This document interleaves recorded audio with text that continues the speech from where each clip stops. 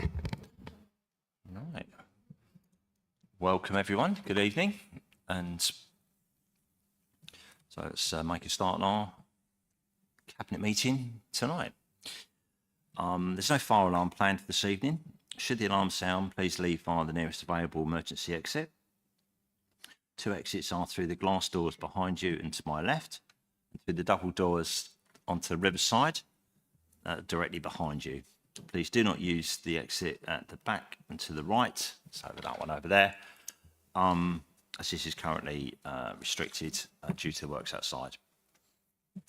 Please meet at Townhouse Car Park as the evacuation area. Members of the public are welcome to make their own recordings of this meeting using whatever non-disruptive methods they think are suitable.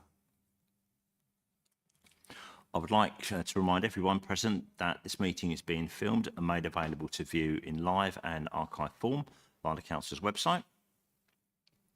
If you're seated in the public gallery, it's possible that the cameras may capture your image. If you wish to avoid being filmed, it is recommended that you make a member of the staff aware who can direct you to where you can sit. The Westgate Garden gates on the riverside are locked at sunset, so members of the public must leave the Guildhall by the side exit behind the glass doors. The Cabinet is part of the Council responsible for most day-to-day decisions. It is chaired by the leader, who is elected by the Council, and that's me, Alan Baldock. The other Cabinet members are as follows. Councillor Sole, Deputy Leader and Cabinet Member for Finance. Councillor Castle, Cabinet Member for Property and IT. Councillor Hazelton, Cabinet Member for Housing. Councillor Dawkins, Cabinet Member for the Environment and Climate Change. Councillor Charlotte Cornell, Cabinet Member for Council Services, Culture and Heritage. Councillor Chris Cornell, Cabinet Member for Economic Development and Inclusion and the Coastal Towns Champion. Councillor Ricketts, Cabinet Member for Tourism, Transport, Performance and Oversight and is a Rural Champion. And Councillor Nolan, Community Engagement, Safety and Enforcement. The Cabinet collectively provides strategic leadership to the Council. So let's start with apologies, please, Vanessa. We have apologies from Councillor Nolan. Thank you. That's just Councillor Nolan, isn't it, thankfully, tonight. That's really good. Okay. Do we have some declarations of interest by any members or officers? None? Okay, that's brilliant. Okay. Sorry, not looking.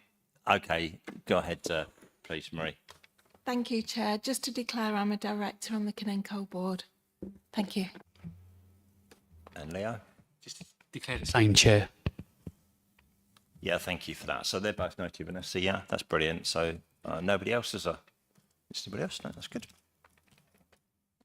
Okay. Item 3 is the opportunity for Cabinet members to make any announcements they may wish to now. So who will be making announcements tonight? I've got Charlotte, Chris, Pip and Mel.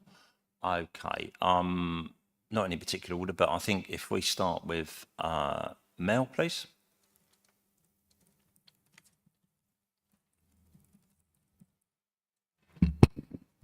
Yeah, it was just a small announcement. It's gone out in the press, but there's just to announce that the Riverfest is on again on the 21st of September.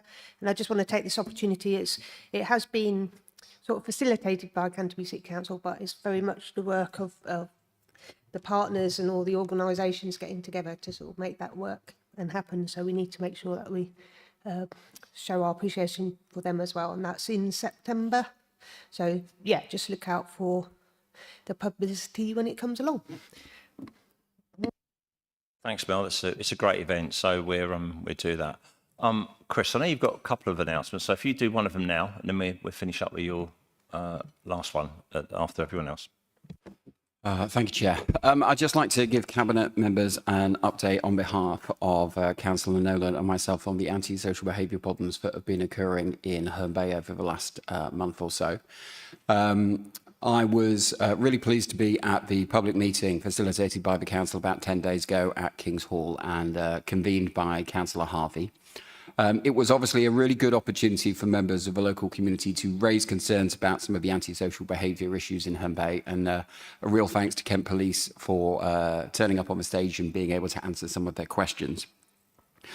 But like many people, I kind of sat in the audience, both to kind of listen to what people were saying, but more importantly, to also kind of sit around afterwards and have a conversation with people about how they felt the meeting had gone and what the kind of next steps were.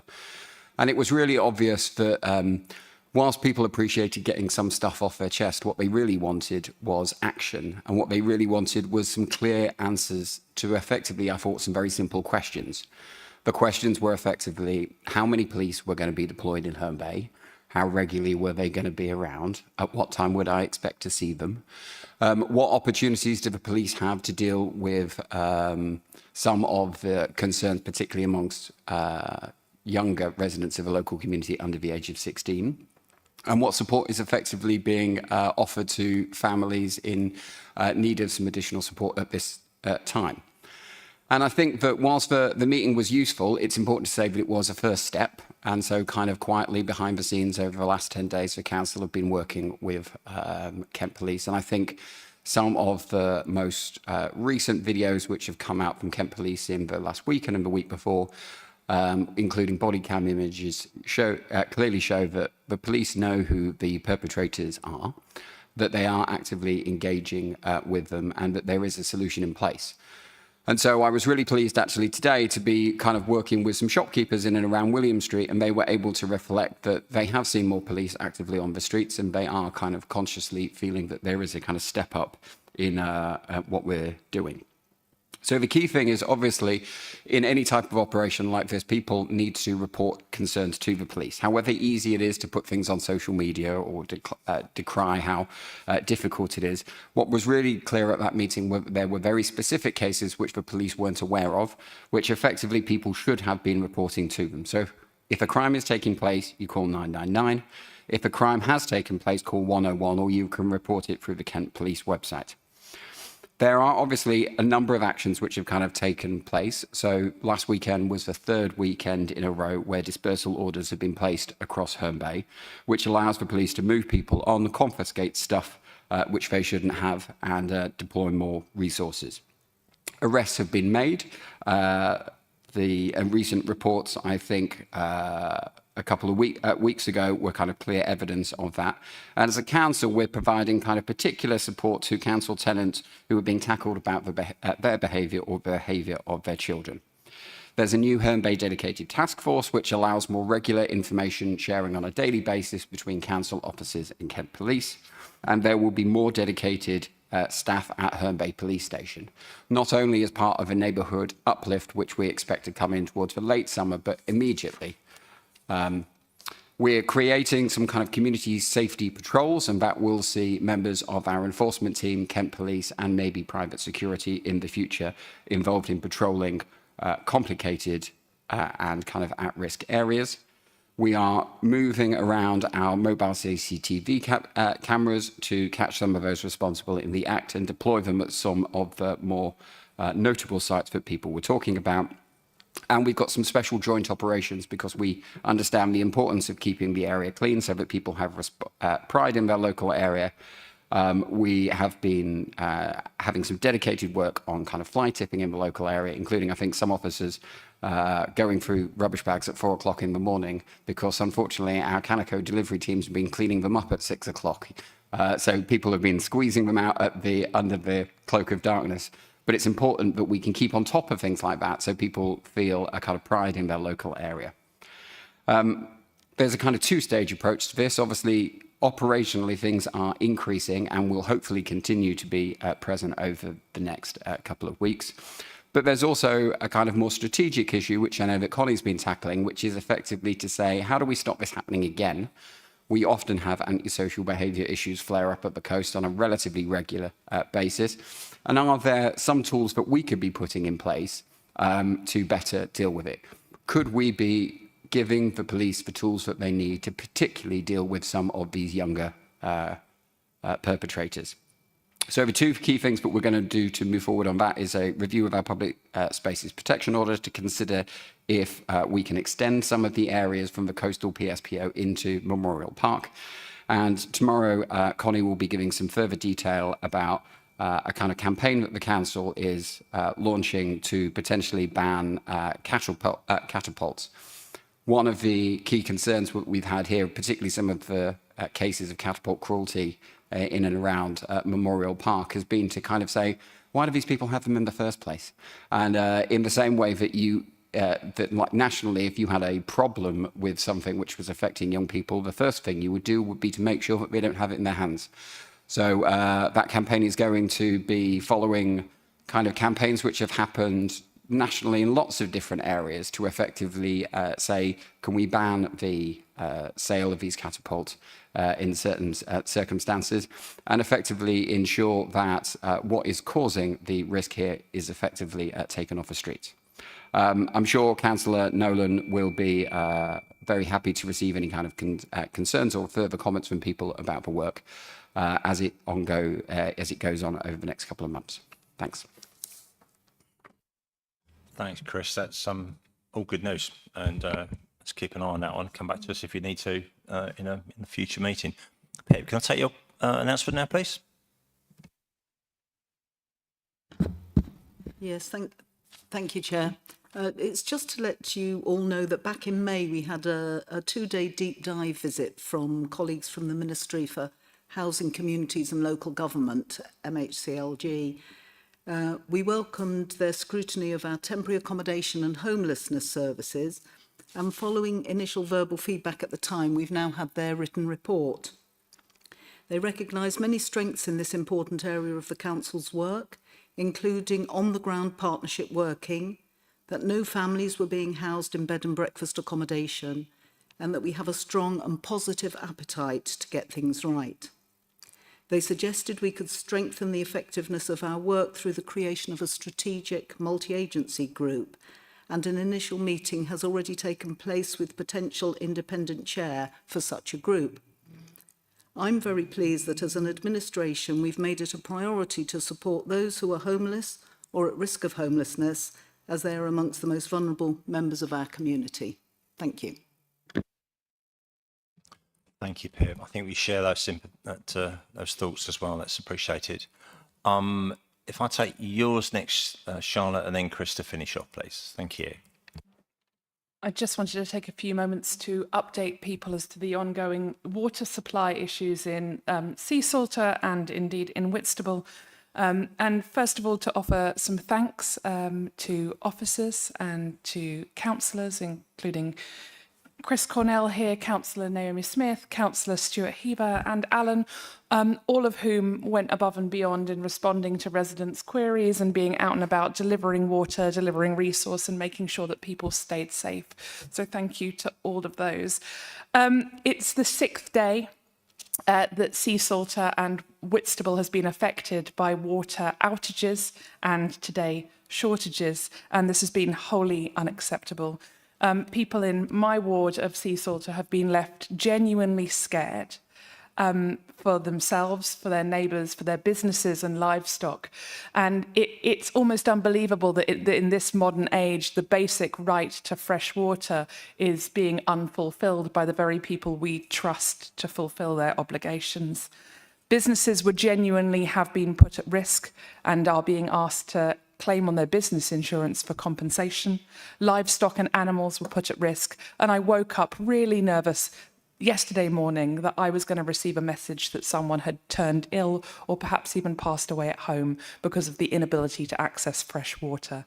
This is truly unacceptable, and it's not the first time this year such has happened in Canterbury District. The communication around compensation to residents isn't good enough. And as per the leader of the council's letter released this week, Ofwat must intervene. South East Water and government must look to turbocharge Broad Oak Reservoir and look to how we can actually make sure that the system is fit for purpose and that proper investment is not just put in to future-proof, but put into back-proof all the investment that should have been done over the last 3 decades. Our MP should table a Westminster Hall debate on the matter as soon as possible. And more than all of this, South East Water must fulfil their obligations. It's really tragic that Canterbury District is becoming known as the drinking water desert of the South East. And the fact that all of our residents are being put in a position of such peril means that South East Water and government must act with speed. What's most concerning is that South East Water constantly told us it was 500 properties that were affected. Looking at the roles that we have possession of and the street maps of those that we know to be effective, either the data is incorrect in South East Water's systems or their integrity is questionable. I don't know which answer I would prefer to be true.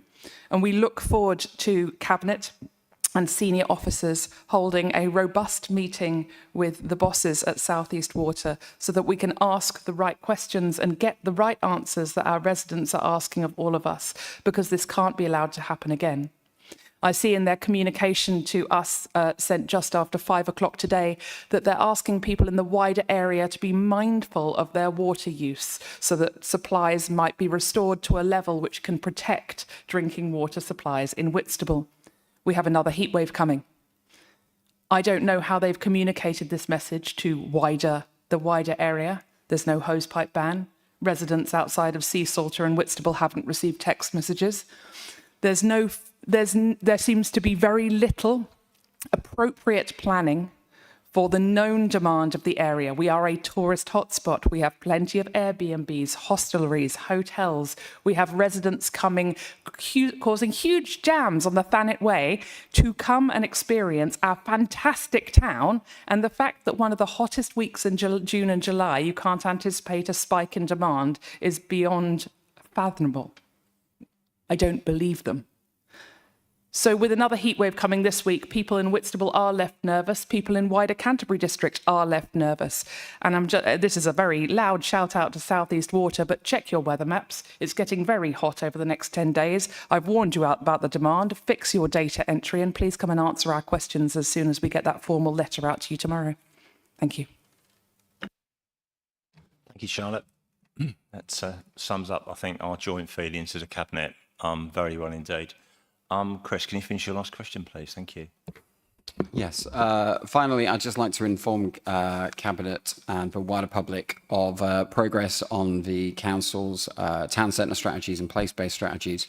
If you'll remember, we're funding this work through the UK Shared Prosperity Fund, and I'm glad to announce that effectively we've appointed urban designers. We made that who were involved in the town centre strategies in Margate and in Folkestone and have a strong history in delivering urban design specifically for public sector organisations. I met with Holly and Lee from the team today and had an opportunity to walk around Whitstable and Herne Bay with some of our officers, but more importantly, some members of the local community, some local shopkeepers, some members of our local voluntary sector and people involved in regeneration to share some background about ideas which have come forward for the town in the past, why some of those haven't necessarily been moved forward, and some of the plans that we importantly have. Over the summer, the We Made That team will be going out to meet members of the local public through some of the kind of regular engagement events which happen in the local area. So they'll hopefully be at Whitstable Carnival, there'll be events at Herne Bay Festival. And then come September and October, we're expecting them to be leading on some very specific and kind of targeted roundtable discussions with local stakeholders. So we've been passing information to them about that and consciously trying to get beyond the traditional kind of civic groups that we engage with to people who live in the town, young people, groups who historically kind of feel marginalised. So this is just a kind of shout out, so to speak, to say that if anyone has a kind of interest in urban design or being involved in any of those projects, is representing groups who they don't think regularly engages with the council. This is a real opportunity for us to kind of set a 10 to 15 year vision for what we want each of our towns to be, and clearly have something which we and future administrations can kind of work on and is important to get right. There's been some good historic work in some of our areas about coming up with plans, but I think for the last couple of years, we'd appreciate that some of our urban towns would just get on with it. And this is about us having a clear and relatable vision which people in a town understand and can have the aspiration that they share for the town in which they love. So I'm really happy if anybody wants to contact me about their kind of wider involvement or to join some of those stakeholder groups as we push information out and working with the We Made That team over the next couple of months with the idea that it will be published by March next year. That's fantastic. Really, really good progress there. And that is one of those things that us, the Cabinet, must lead the legacy stuff that we go forward as we head into unitary authorities in the future, and getting that planning right is absolutely vital. And that leads me to two very boring announcements relating to just that, actually.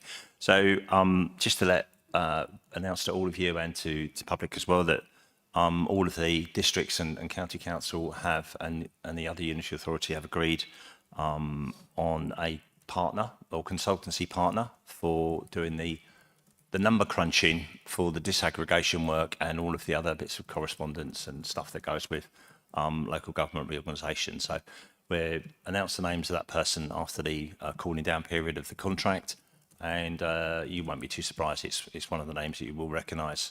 We've got good confidence in them, and the cost of that was sensible too. So it's good.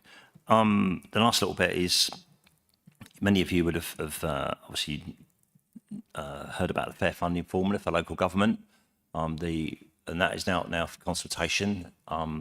We will be responding to that paper from as a council point of view, putting forward there. Some of the things that we are interested particularly at looking at, and they will sound to be good things on the face of it, is something we've all wanted for years and years and years. That's the 3-year settlement.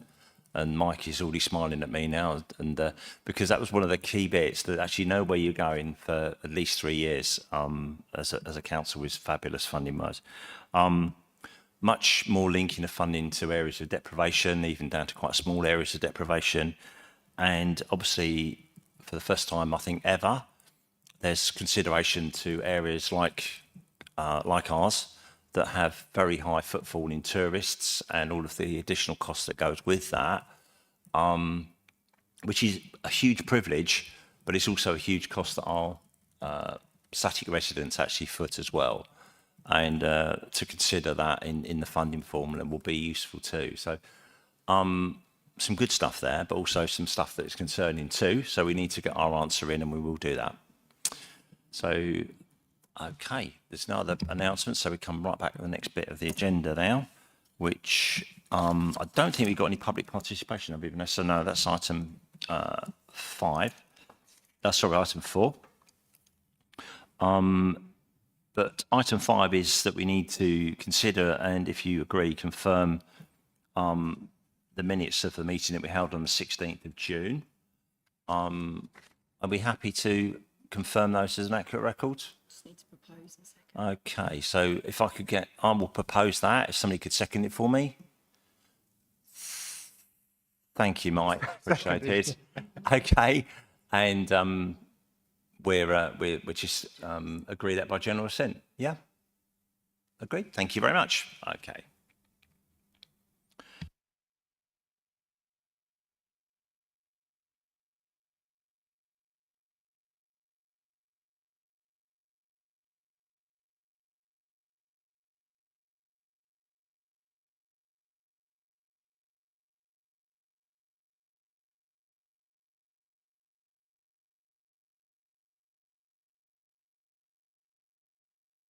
Right, okay. Item 6 on your agenda, that's the references from committees. This meeting, we don't have any references from committee, so we now go straight into part A of our agenda. This is items to be considered without public participation.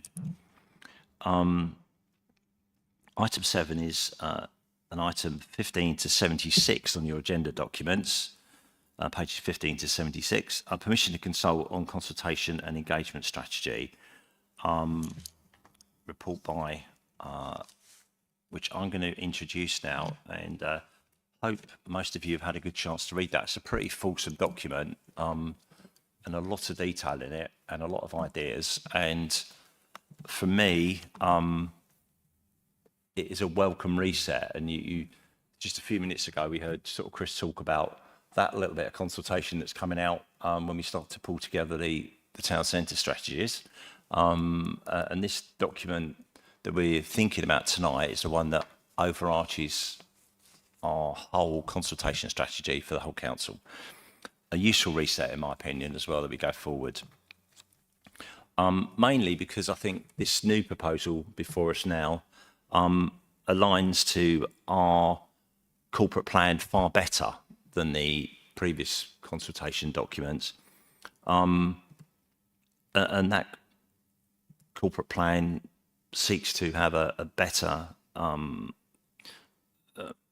to restore pride in our district was its title, and I think is a really important thing there.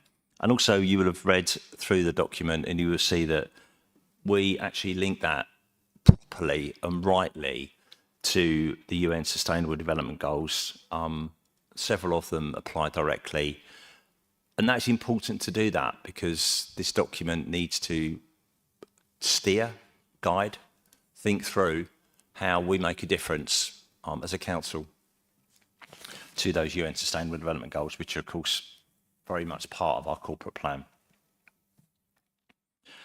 That corporate plan sets a path for creating a fairer, greener, better and stronger future, which are the headings of our corporate plan too.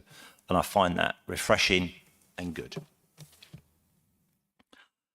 However, that reset and those consultation, the benefit from that will only happen if we seek to the support and the engagement, above all, the ideas from all our residents. And I'm pleased that this document will encourage that.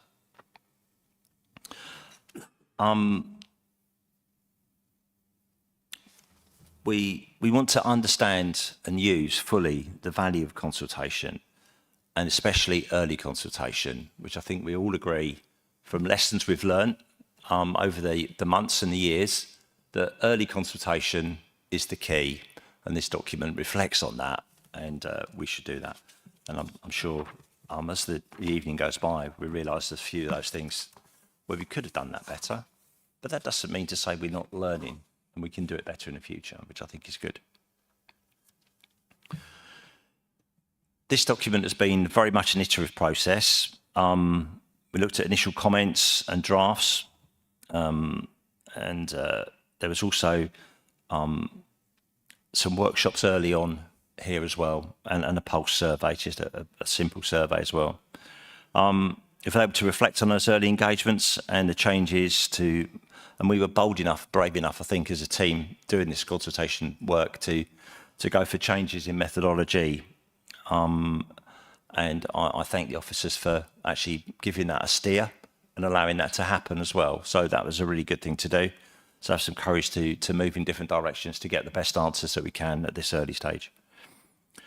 Clear understanding the strengths come out of that, and the opportunities were recognised as well, reflected in this draft. So, yeah, and very much it's been a wake-up call. When I was reading this through over the last few days and thinking about it, the headlines that jumped out of me, and I think this is why we need to get this out for consultation and then get people's ideas and benefits from it, was really, it come out that really people lacked the trust that anything they said would be acted on. And that breeds degrees of apathy with the people that really should be offering their opinions and their knowledge and their wisdom to our consultation. So That's a worry. And we need to work really hard on making sure that people feel valued in their consultation and also their views are heard. And I think that's part of our commitment in this document that we need to consult on is we need to be open, honest, and feed back our decisions about why we made the decisions we did, and not just ignore their ideas. So I think also the thing useful document that I think we pulled out of this that we need to consult on, and why we need to consult on it is because it was early engagement, which we said before. We want people's views on that. But also, more importantly, we need to include all voices, as Chris mentioned earlier on in that other consultation. We need to much more widely consult.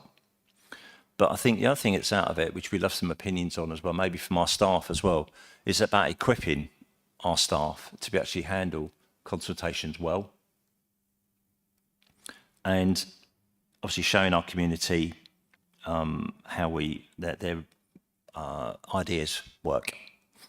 And also using all of our consultation to collate the feedback and understand the party's future. So I think they're important things, but to summarise those, it's about those 5 objectives really is what we want some answers against by people to consult on.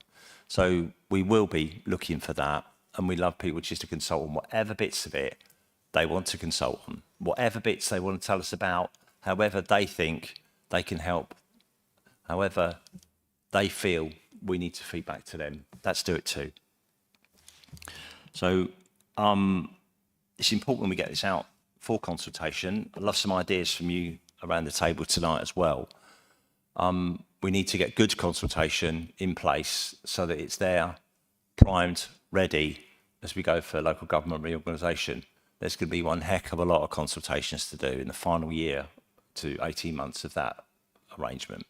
So we need to be a slick machine with getting our word out there for people to consult on. So I will now sort of formally propose that to approve the draft consultation and engagement strategy, Appendix A, which you've all seen, for consultation. Could I ask the seconder for that, please? Thank you, Mel. Appreciate that. So, proposed being seconded.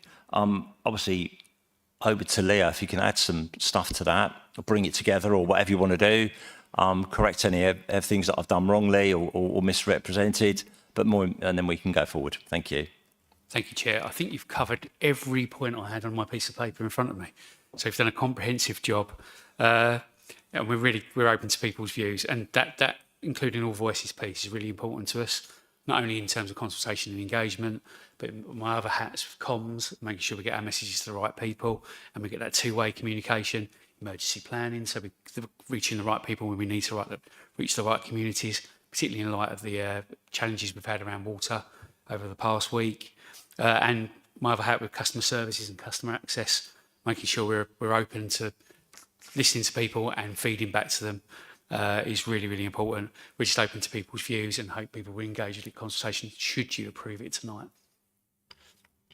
Thanks, Leo. Yeah, it's just really that trust thing that troubled me, that it come out of that, the previous work on that, and it's so important that we somehow move the dial on this one, and we need to get that right. Any other comments from anybody? Mike. Thank you, Alan. Yeah, it's really good that tonight Cabinet is being consulted on this consultation about consultation, and so you can't consult too much. And I think as politicians, we need to always be reminded that you don't just consult every 4 years. We continually consult and listen. And I think we can look at what we've done in the last 2 years in administration, and we have listened when people have spoken to us.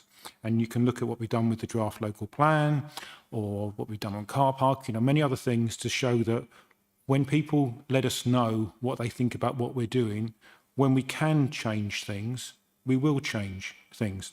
But what this document does here is make sure that we hear those voices. And I think that's what's been lacking sometimes. There's a lot of people out there competing with each other to be for attention. People, there's marketing emails, there's junk emails, there's work, there's friendships, there's everything else. And we've got to cut through that to let people know what we are doing so that they can tell us about it. And hopefully this document will do that. And I'm really looking forward to seeing the feedback. The work that's already been done has been quite extensive and has shaped this document, and I'm sure that we will hear a lot more back from that.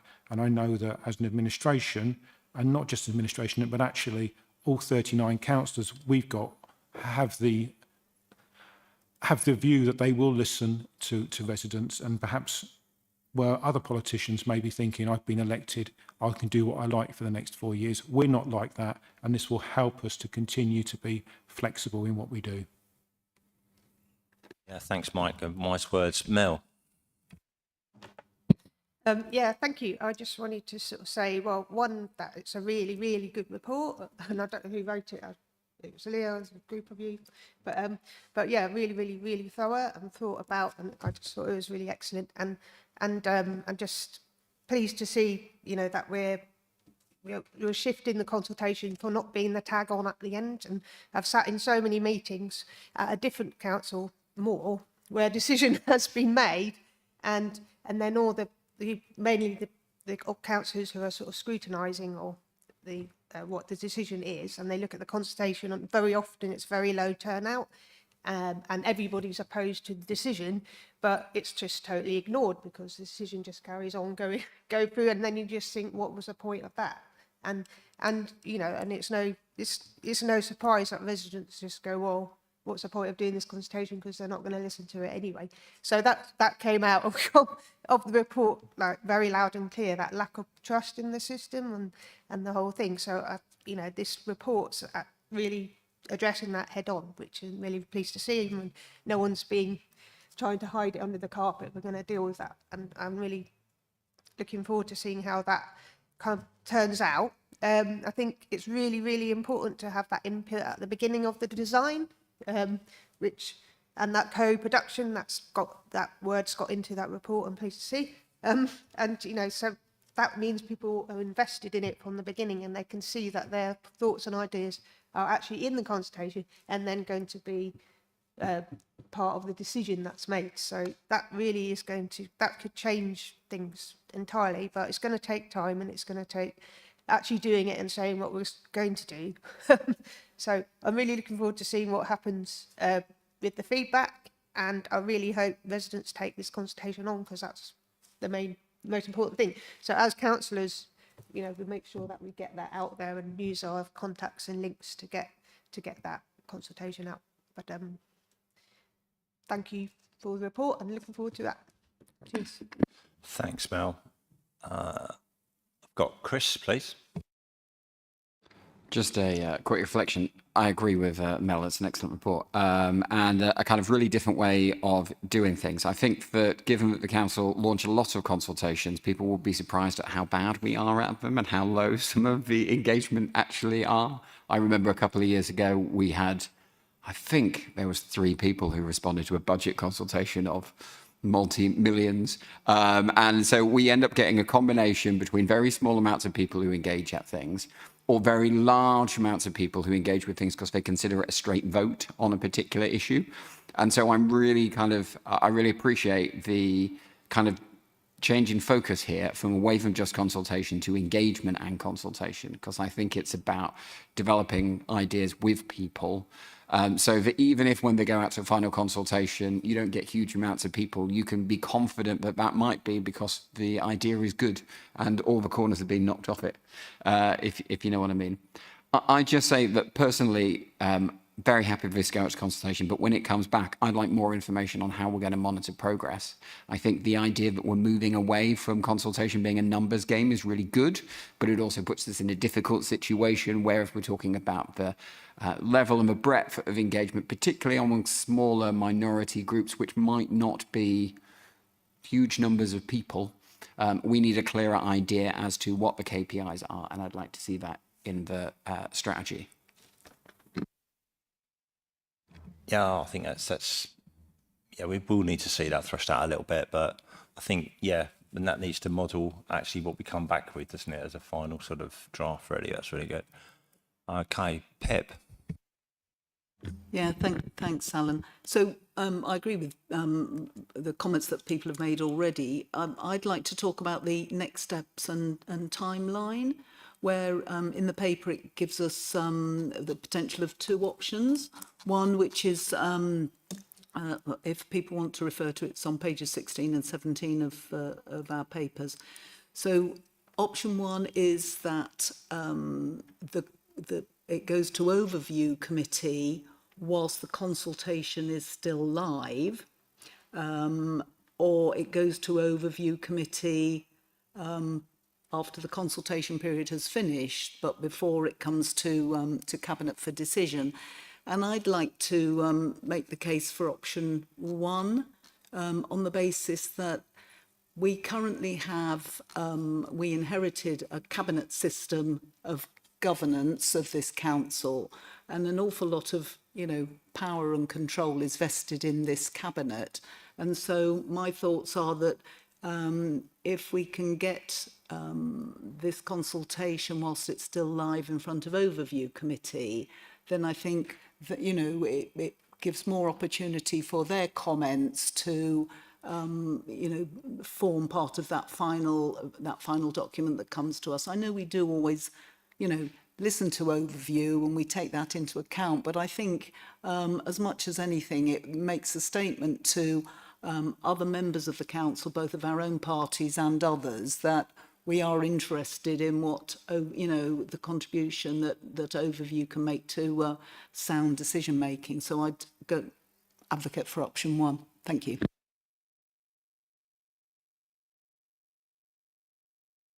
I agree. I think we could do without. We've got a really good overview committee that gives documents a really good grilling, and I think we could do that. Probably towards the end of the period, but not at the end. I think would be useful, because then they can actually help to form a final document. Would be ideal, I think, as far as I'm concerned. Really, I think that would be. We're sort of agreed on that. I'll leave the timing obviously a little bit to the administration, but how about that, Leo? Does that sound reasonable, or was that a complete disaster? No, thank you, Chair. I think overview well used to being key consultees on the way through, and we'd really be interested in their views. It doesn't work if we don't all get involved and have our say. So, absolutely brilliant. Let's do that then. That's fine. So if we are happy to put this to consultation, that would be in that framework. In other words, we will approve that it goes to consultation, and that we will seek that it comes back to overview at some point pretty near the end of with a sort of a rough to middling final draft that needs the overview to look over it and make some final adjustments possibly. But that's good. So that's what we need to put a vote on this, don't we? Yeah, we do. So we need to vote on that. So any minute now. Okay. So a vote for is to approve it to go out to consultation.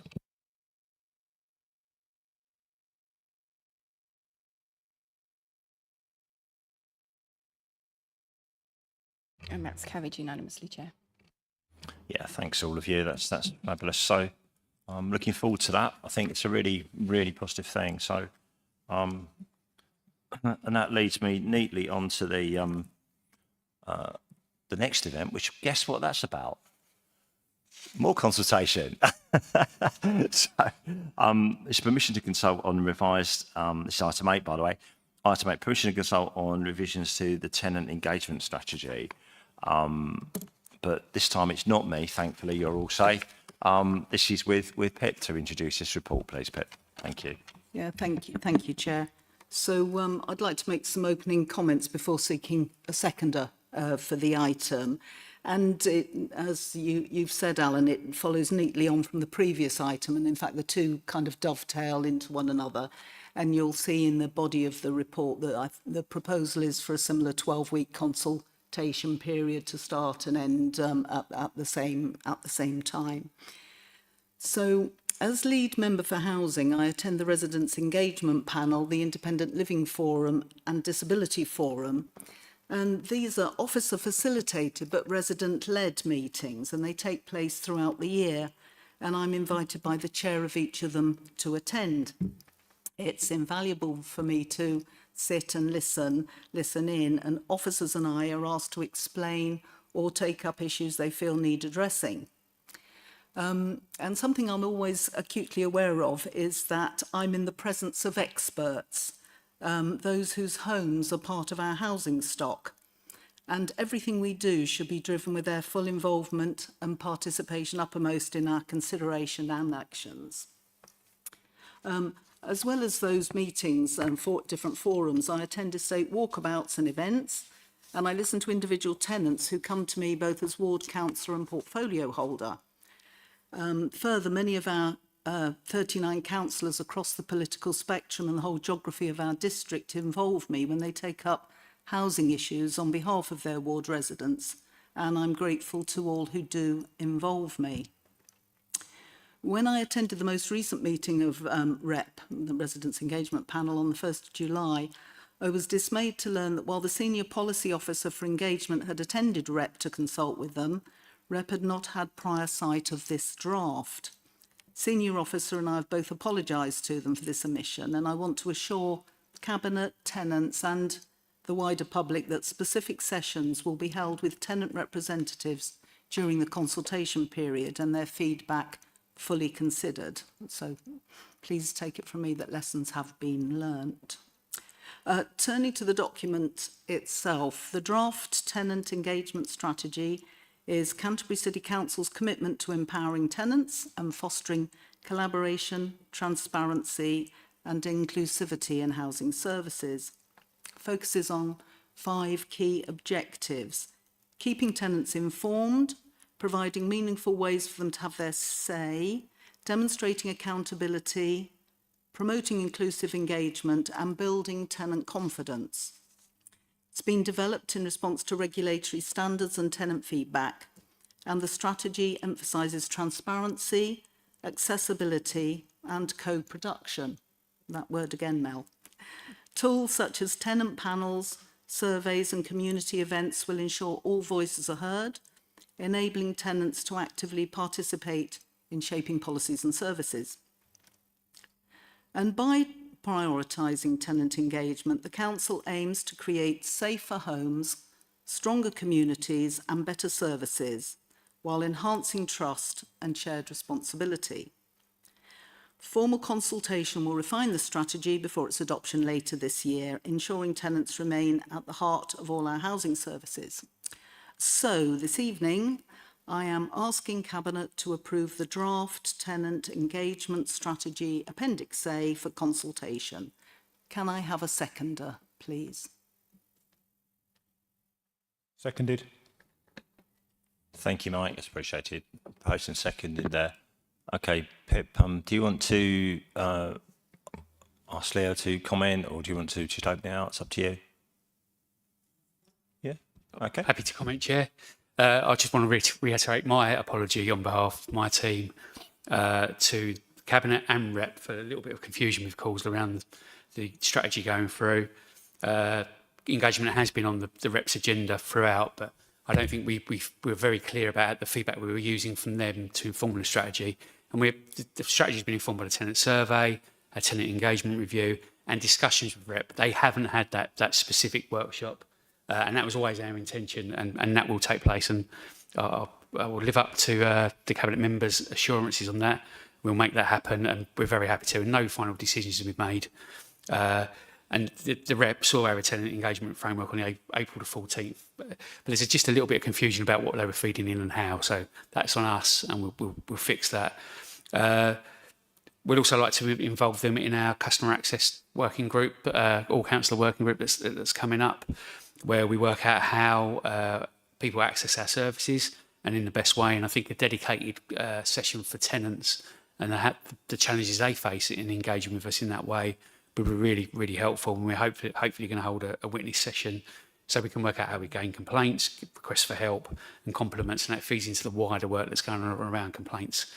And also how easy it is to use our website. So we'll be looking at that soon. And we've sought the views of REPA recently. They've been a really good help. Earlier in the meeting, we talked about the antisocial behaviour in Herne Bay, and REPA fed into some of our thinking around that, and we've sought their views on the best ways of sort of approaching some of these issues, particularly if some of that antisocial behaviour is coming from our tenants or from our properties. So the best way of going around that. So please accept my apologies. We definitely want tenants to be at the heart of everything we do. That's a genuine desire. It's not a tick box. We'll get this right in the future. We'll learn some lessons along the way, as the Cabinet member said. But like I say, we really do want tenants at the heart of what we do. And they are. We just haven't demonstrated perfectly this time around. Thank you. Thanks for that, Lee. That's appreciated. And again, just being open and honest is fine, and starts that journey, doesn't it, in the right direction. So, anyone got any comments on that? I've got Alex. Yep, thanks.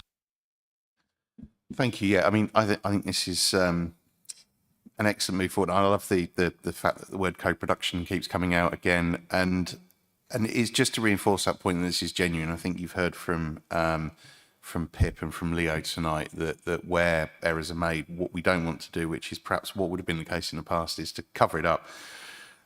It's open, honest, and going back to that point about engaging our residents, and I think particularly with people in social housing, but also the wider point with residents, there is this general view that they're not listened to. I think that comes out, that they've said that in the paper, that nearly half of them feel that their views aren't listened to.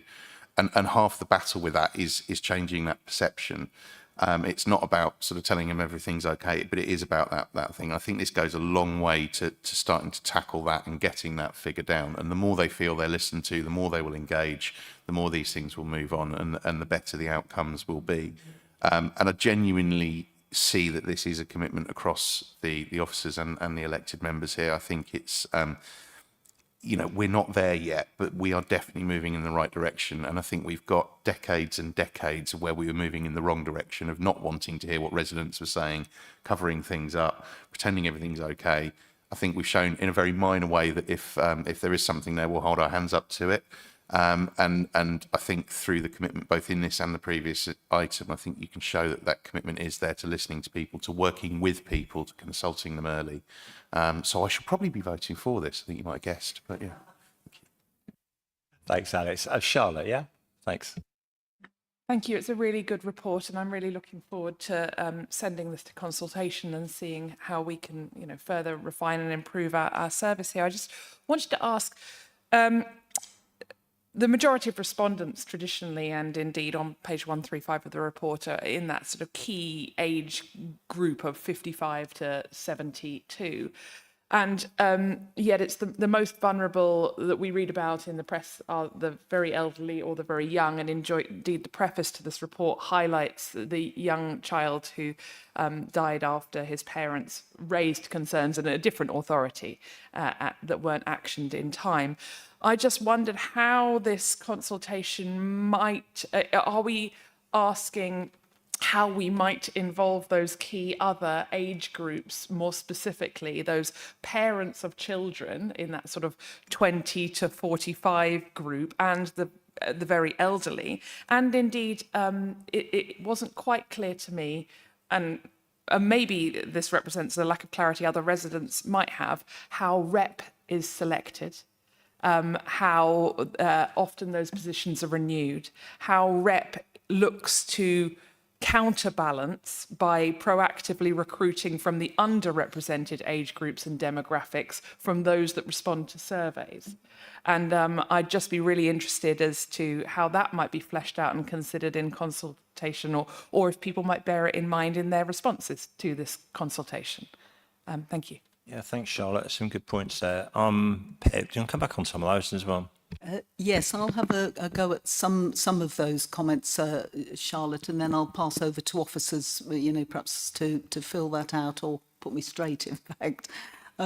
So I think regarding how to get the voice of younger tenants, particularly, I think, parents of younger children, I think you're referring to AWAB's law. We've got summer events planned on estates, and with community engagement, you know, partners. And last summer they were really successful. They weren't as well attended as we had hoped, but I think there's going to be more of a push to publicise them across the estates this year. But the children and families who turned out had a great time. There was face painting, there were games, there were prizes, there were kind of competitions. So basically, during the school summer holidays, when a lot of things, you know, parents haven't got much money and, you know, time might be dragging, it was great for a whole day activity to be there, you know, provided on their estate by the council in partnership with our repairs contractor, and an opportunity to have those conversations and for officers to engage with tenants. So that's one of the things. I know turning to the thing about how rep is, people are recruited to rep. I know there has been talk about making the meetings hybrid to see whether that will help attendance of people who maybe have, you know, caring responsibilities, putting kids to bed, you know, or can't get a babysitter, that type of thing. And that's certainly planned. But I'd like to pass over to Marie or Tracy or Leo. They're all fighting for a chance to reply. Thanks. Go for it between you. I'll take the point about, again, Marie can step in if I get it wrong, but in terms of rep, it's a difficult balancing act because you need rep to drive their own meetings and drive their own agenda and find a way that's convenient for them, but that is not always convenient for others, and finding the right balance, and we have done some work about trying to recruit new members to rep and renewing it. There's a great deal of expertise, like Pep says, they're experts in what they do, and some members of rep have been there for a very long time, but they are conscious that they need to refresh their outlook and their membership and reach new groups, and we're very keen to do that. I think Pip addressed the work we've done around the young people, but the older persons accommodation review is a really good example of how we've engaged the older community and gone to advocacy groups for older people to ask for the best ways to engage with older people and our older tenants. And we're learning a lot of lessons from that, and we'll take that into this consultation as well, so that we get to those groups in a way that works for them. And I'm not there yet, so I haven't got that insight, so we need to talk to people who do have that insight. That's really good. So that kind of brings that round, doesn't it? Yeah, it just openly says that we got work to do on both extremes, but let's just go for it and we've got to get a better outcome out of it. It's really good. Chris. Yeah, I mean, I wanted to concur and kind of celebrate the report. I think it's also really well timed with the regulator of social housing's new code of practice on customer standards. And when I was reading through that today, one of the key things that really struck me is how we as councillors need to assure ourselves that the feedback of effective tenants has been genuinely considered in the decision making. And I can see some really good examples of this, but I do have two very specific questions. One of which is the idea of the anonymised complaint learning and actions, which strikes me as a really sensible thing. The question is, who is that annual report returning to? Is it returning to scrutiny? Is it returning to cabinet?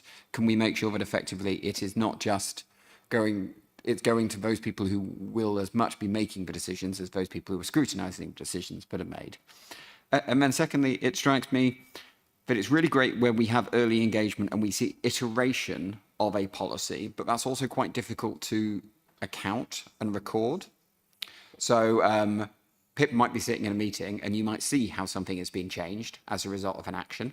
But my question is, how is that going to be logged so that when we make the final decision, I can see there was almost version A, version B, version C. And I know some of those will sit within rep meetings, etc. But so I wonder if effectively before this goes out, we have an idea about how we are going to present that information. Those are my two questions. Yeah, thanks, Chris. That's an interesting point, actually. And I've just been having a quick sort of chat over with Susie, and we need to kind of look back and say how we're going to scrutinise the report that's coming forward. to make sure that it has some oversight, because we talked about the first report, didn't we? Going to overview may not be the best way here. I don't know. Have you got some ideas on that, Susie? Just how we might be able to follow that through, picking that point up. Thank you, Chair. I'd suggest taking it to overview on the way through, and then we are proposing to set up a scrutiny subcommittee, which will be monitoring the implementation of any action plans that come out of any of our inspection visits. So I'd suggest that we also route that through there to make sure that it's actually being delivered as well. Sounds like a good plan to me. I think that's good. And that would also be one of their first meetings, wouldn't it, as a scrutiny committee? They'd almost be like checking the document before implementing, wouldn't it? Do you want to come back in on that Marie? Thank you, Chair. Just to add to what Leo and Pip have said, formal engagement doesn't suit everybody. So I think it's about us being adaptive, agile in our approach. So I think if there are particular issues, themes, trends, and we know it affects certain customer segmentation groups, then it's about doing focus groups and meeting people in a venue and a place that's comfortable for them. So it's not one size fits all. In terms of rep and representation, when the neighbourhood managers are out and about and they're talking to tenants, they're promoting the opportunities as well.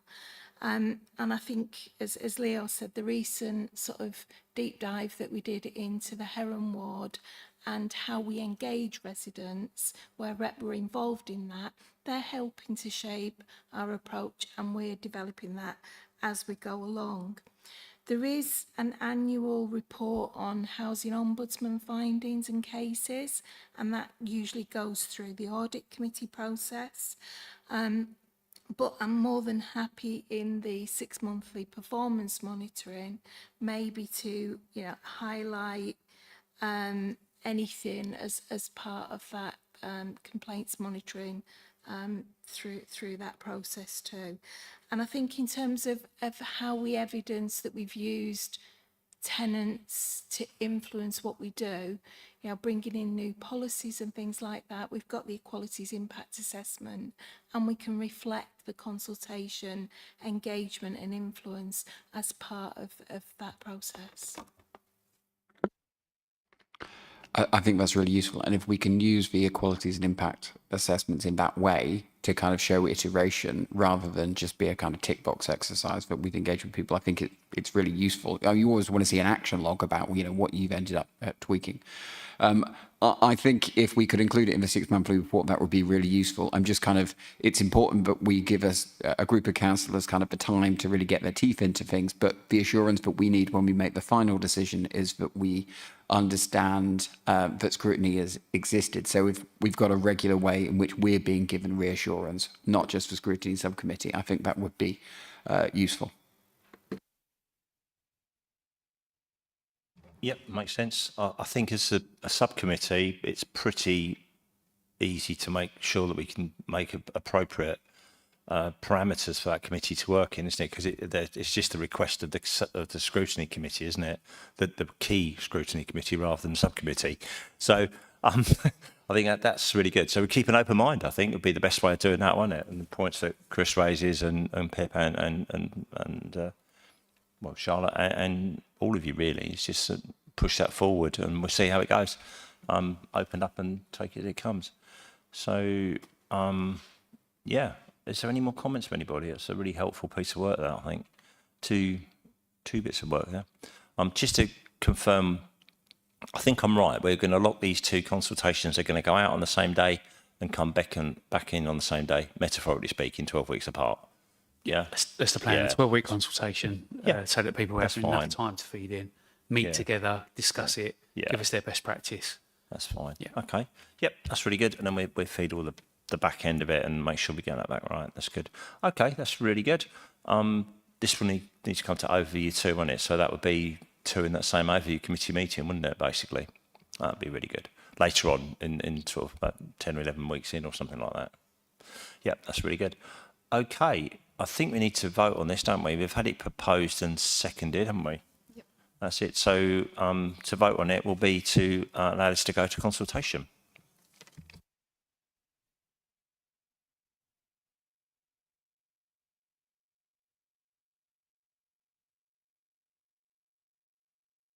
And that's carried unanimously, Chair.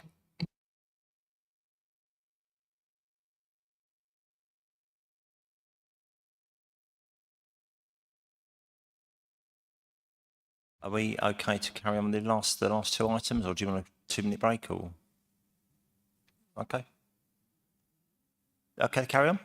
Yeah, that's fine. That's fine. Just checking. That's really good. Okay. So, right. This is annual performance report, isn't it? Yeah, that's okay. Right. Item 9 then, annual performance report on social housing KPIs. And why I asked the question was because this is Pip's one again. So if you're happy to go for it, Pip, then let's do it. Thank you very much. Yes, thank you, Chair. So it's me again for the end of year performance 24-25 on all social housing KPIs, and this report is to note.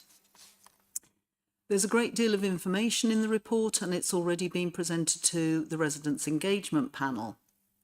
While they rightly expect to be kept informed, they have asked for next year's annual performance report to them to display data in a more easily digestible format.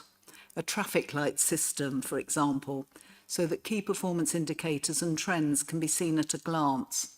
At their meeting on the 1st of July, they said, it's not about dumbing down, but about clarifying. The Tenant Communication Group will be taking this forward, so we too may see a more easily digestible format in the public domain and coming to Cabinet in future. As well as this annual performance report having been seen and commented on by REP, the Council's Audit Committee on the 2nd of July received the East Kent Partnership Report on tenant health and safety, which was fully discussed. That report focused on compliance in relation to the big 6 areas of tenant safety, which are fire, gas, electric, asbestos, Legionella and lifts. There were 18 recommendations made by the East Kent Partnership. 9 are already completed and an action plan is in place for the remaining issues to be addressed by the 1st of October. And there will then be a follow-up audit. I fully expect assurance levels to increase, and the details are in tonight's compliance data. In this report, there are some recurring issues that are negatively impacting on our performance in some areas. And I think that if we can put more focus on these cross-cutting themes, then we will reap the benefits going forward. We have some issues with gaining access to properties, to conduct compliance checks, stock condition surveys, planned maintenance, etc. This links with our need to improve tenant engagement. Higher neighbourhood presence, more effective communication, becoming a familiar face, not only engaging when there's a problem, that sort of thing. Reluctance to open the door when the council comes calling often hides needs and vulnerabilities, such as hoarding, increasing care needs, self-neglect, domestic abuse, or more straightforward practical safety issues. If our own officers or those we contract to work on our behalf can get in through the front door, we could be doing much more than completing an electrical check or fixing a leak. We also need to make every contact count. So, for example, when someone visits to do a repair, an outstanding check could be completed at the same time. Or when a tenant gives notice, one visit should try to gather all necessary information to enable quicker void turnaround, so we re-let more quickly, meeting housing need and improving our rental income. I know officers are alive to these opportunities, and there's optimism and drive to make real progress along these lines, and I will of course keep you updated. While I'm happy to answer any questions across the whole of the report, I'd like to kind of highlight that while we've made progress in several areas, challenges remain in void management, some aspects of contractor performance and complaint handling. Regarding voids, a new staff member has been appointed, a voids coordinator, to give resource drive and focus to this area of work. So I expect to see improvements being reported back to me in my regular meetings with senior housing staff. Regarding contractor performance, the change in contractor last year for repairs and maintenance to Cardo took some bedding in, but it is a much more robust contract than the one we inherited, with positive results, and improvements continue to be made and monitored. Regarding our gas contractor, Swell Heating has been taken over by SureServe, and performance is not what we expect, and there is tight weekly performance monitoring in place. And regard complaints handling, the service is not where we want it to be, but improvements have been made, and our complaints handling self-assessment is included in tonight's papers, and I invite comments and questions about that or any other aspect of the report. Thank you. Yeah, thanks, Pip. That's a good summary there. I don't know whether Tracy or Marie want to add a few bits to that. Would be helpful maybe before we open it up to debate. Or if comments, rather, I should say, not debate now, but comments. Thank you, Chair, and thank you, Pip, for your support as always. So I think you'll see in the report the kind of performance that's happened over the last year, the improvements that we've made. What we've done as a service is we've looked across the whole service. We provided more information in this report so you can have full oversight of everything that's happened within the service. We're quite open about what's happening, what we're doing, and what we're trying to do to fix things. So we know things aren't perfect, but they're not anywhere. But we have made great strides in improving things. We've got a new contractor in place, Cardo, and we've seen some increased satisfaction from our customers with that. We've also got a lot of resident engagement through them, and we've had a lot of, I say, positive feedback and improved performance, which has been really positive on there. We've also seen a significant improvement in our responses to our stage 1 and stage 2 complaints. Although we know we're not quite there with responding to all of those on time, you'll see from the Ombudsman response to their complaints handling code that actually we have achieved quite a lot of things over the last year. We know that we've got a couple of bits with our contractors that we just need to iron out in terms of the complaints performance from them, but we are making great strides, and I hope that that's kind of reflected in the report. Thank you. Thanks, Tracy. That's a good opening on this. I'll come back there. Appreciate that. Anybody else got any comments? It's Mike and then Chris and Charlotte. Oh, all of you. Right, okay, that's cool. Mike, go ahead. Yeah, if I can ask a question of Marie and Tracy, please, on the capital spend. I like to keep a tight padlock on all our money, but it gives me no pleasure to see we're not spending money that we've allocated to spend. I note that the last quarter we were on target on the capital spend, which is good. So my first question is, have you got any ideas what we spent in the last quarter? I know we've only just finished it. Are we still spending, between sort of 2 and 3 million on that? Are we up to date? Can we just have a bit of an explanation for everybody as to what the delay was with the capital spend, why it took a while to get going? And also, just so I can, we can all understand the table in 2.1, which tells us how many kitchens, bathrooms, flat roofs, windows and front doors were done compared with what we'd programmed. Now, that table itself can't account for the large underspend in its entirety. It would be more helpful to have a bit more information within that report to tell us, we weren't about to spend £4 million just doing 100 bathrooms, but that's what the table seems to imply. But obviously that's wrong. There's something missing from that. So if you could verbally tell us what else is programmed in capital, and when this report comes to us next time, can we have a bit more detail about that, please? Yes, if you answer as you go along, that'd be really good. Thanks. Yeah. Thank you. In terms of this the spend that wasn't made, a large proportion of that would be for Winter House. We've had quite a significant issues getting approval from the building safety regulator, quite public issues actually.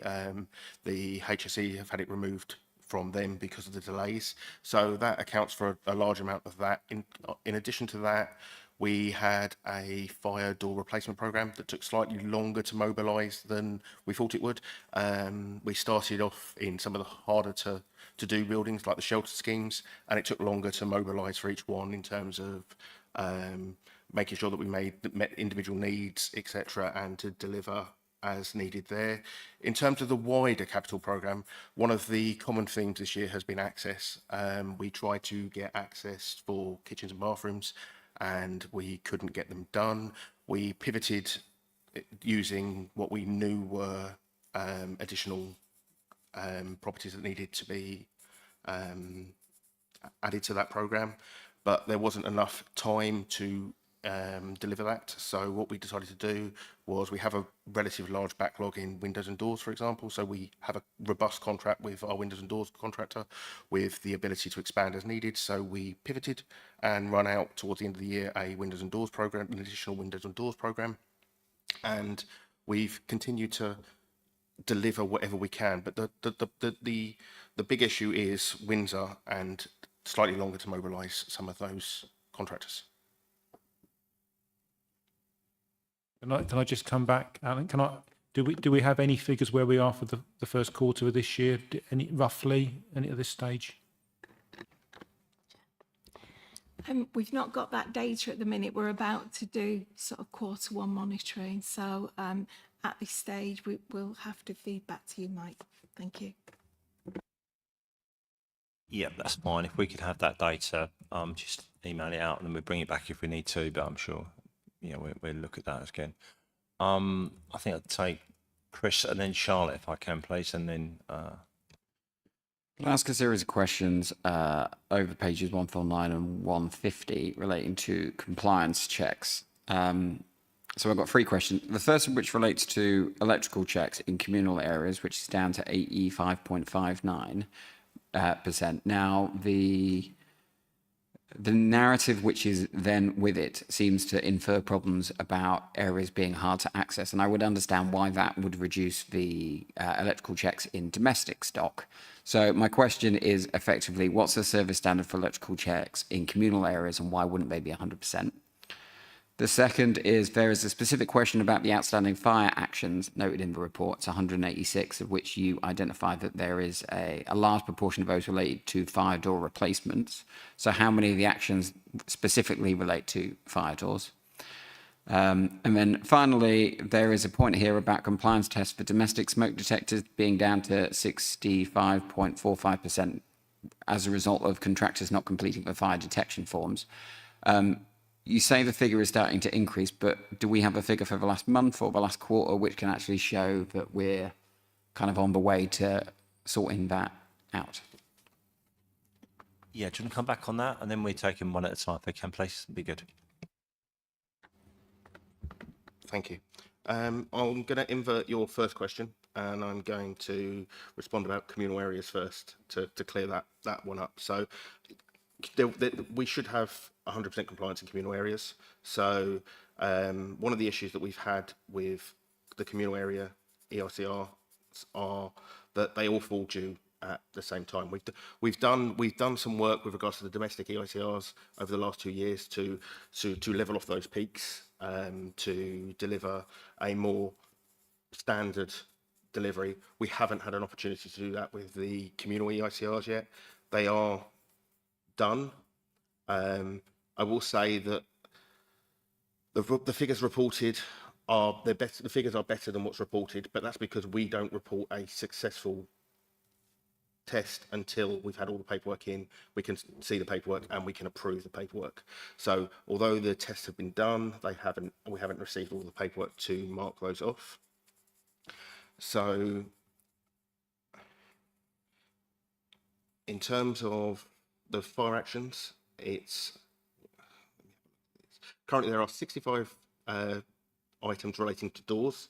We don't isolate them to individual types of doors, so that could be a a ground floor door, it could be fire door, it could be a service cupboard, it could be a hatch. They're all recorded as doors. In addition to that, we have awarded a new passive fire contract that has just begun to go through the process of its first few jobs to test that process, that paperwork. As I said, the paperwork is key, so we're making sure that we get that paperwork in place and done, and that contract has just had its first valuation.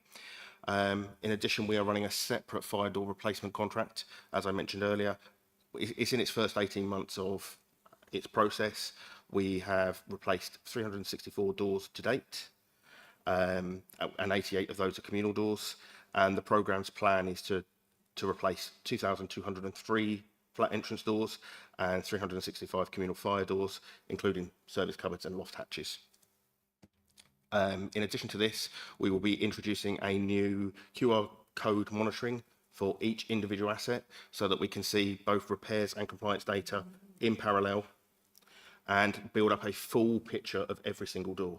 So from once these new doors are in place and that process is done, we will be able to give a full life cycle of that door, what repairs have been done, when it was inspected, by who and how.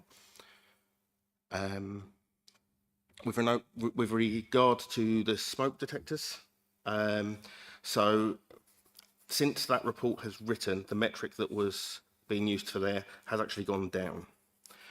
Now, we've looked at the way we're collecting that data, and there's an important note to make here, that we have many ways that we can monitor compliance with smoke alarms and carbon monoxide detectors, and they are checked on every gas safety check during every EICR and also during every stock condition survey. So the figure that is quoted in that report currently uses a KPI of completed fire specialist smoke alarm checks. What we've decided to do is change the way we record this data, because we have assurance that we are there. So we have assurance that we're about 98% compliant at this moment in time. So what we're going to do is we're going to change the way we report this KPI. We are going to use the data for the sets that I just spoke about. So that's stock conditions data, EICR data, and gas safety checks and other safety checks to actually record CO and smoke detectors. We don't feel that we want to lose the important data that is in those sheets. Although it's not a statutory requirement and it's not a statutory document, we still think it's useful and it's still got a purpose. So what we're going to do is we're going to record an additional PI against that KPI for those sheets with a view to having them all in place within the next 12 months. So we are confident that we are able to complete about 98% of our smoke and CO detectors at this moment in time. Thank you. That's really reassuring. And I think the more that we could do to effectively over-test, so to speak, rather than being reliant on one particular contractor and how they operate, if we can be utilising the multiple opportunities where we're there to record it. And QR codes on all doors, that's a lot of doors. But it's good that effectively we can look at assets and particularly the history related to them on quite complicated buildings. Thanks very much for your answers. Yeah, thanks for that. I appreciate it. Did you want to come back on that bit, Pip?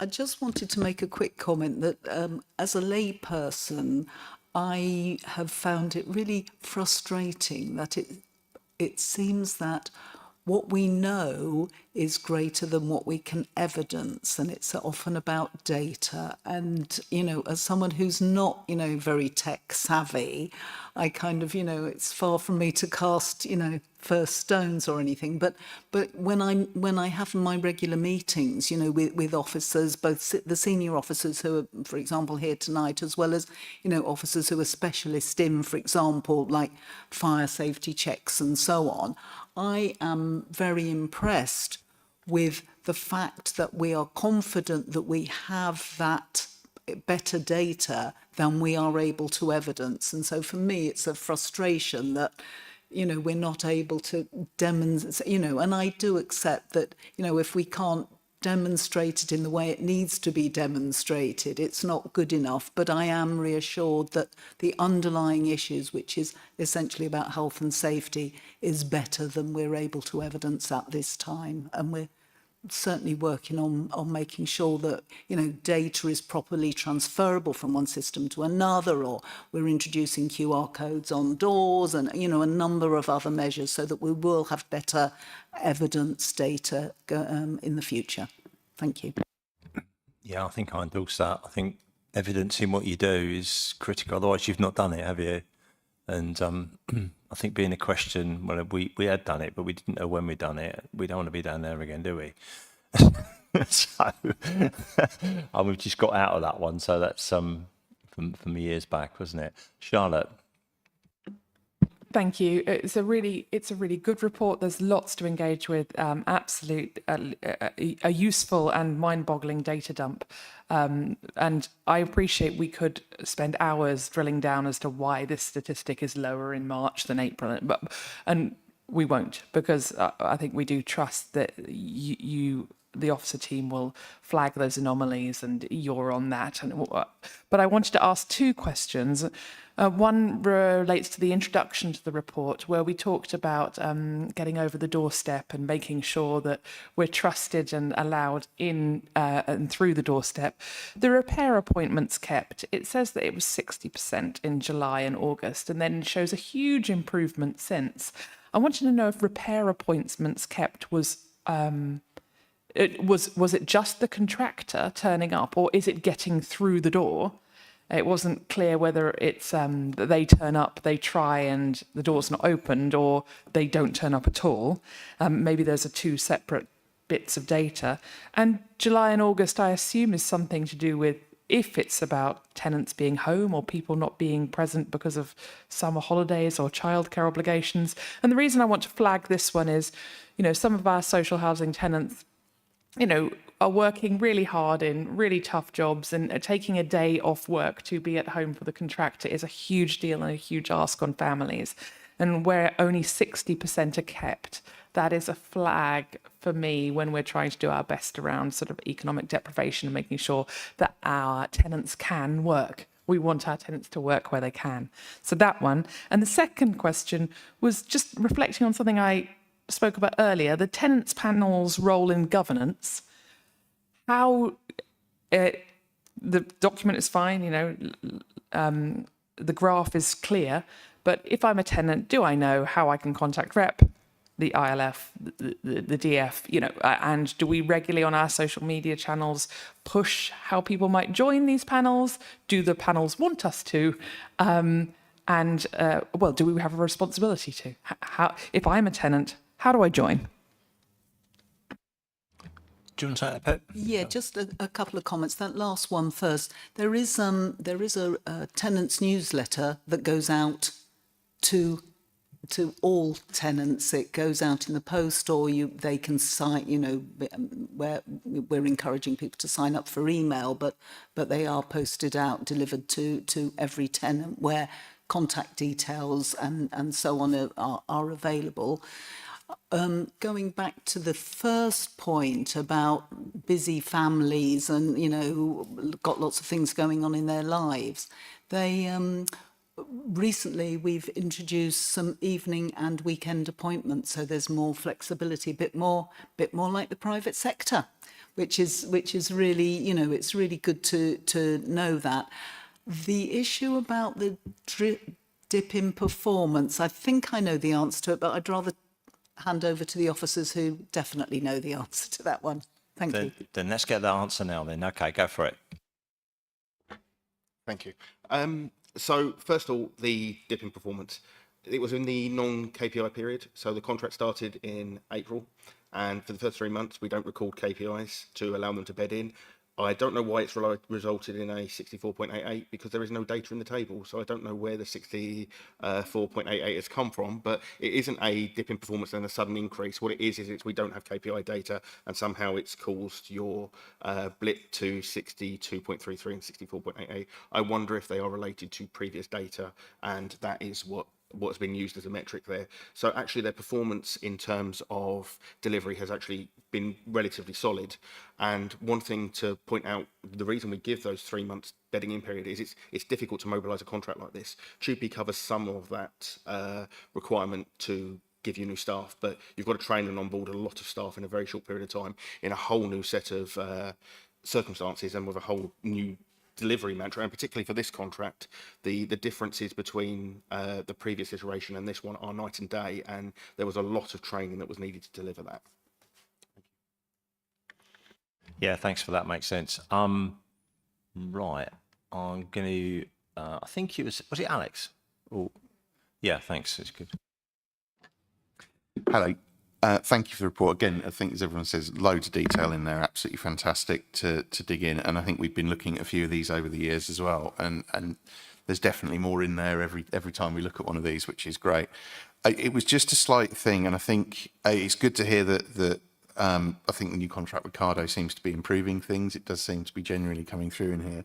But I sort of go to the complaint handling stuff, and it does seem that there is a bit of a gap between complaints handled by third parties, and I'm always kind of keen on this idea that as far as residents are concerned, they don't see a difference between the third party and the city council, but obviously the vagaries of contracts are in there, and I can see that the self-assessment stuff that's been going on there has identified that.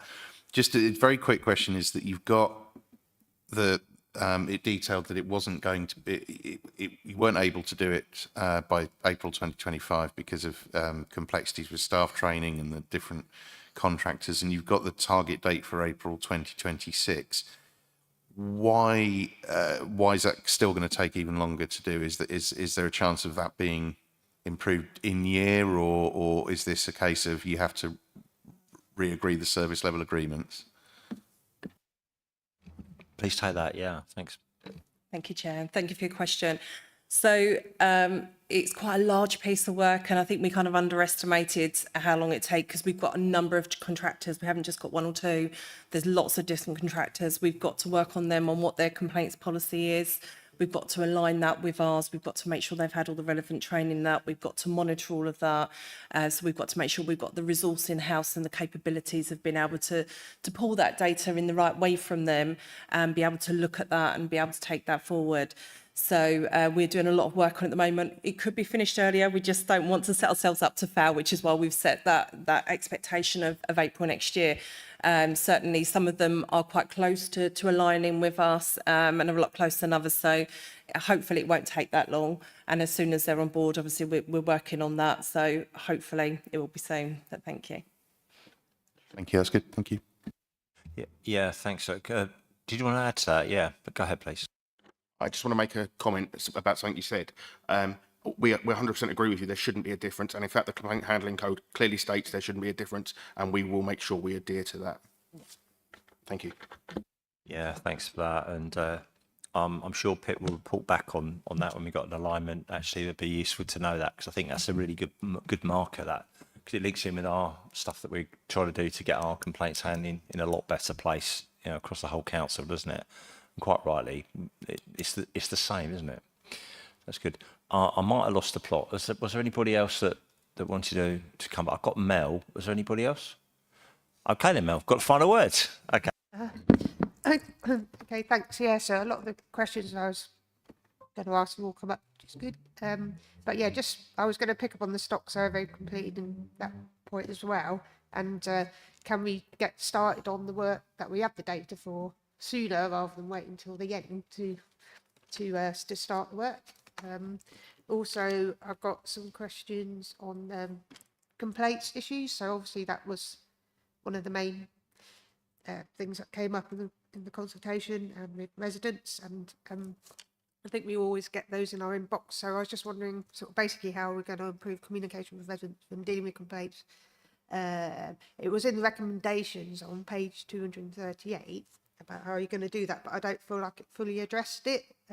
You talked about the time frame element, that you're going to look at that and also put more resources in, but I didn't really get a sense of what that's going to look like and how.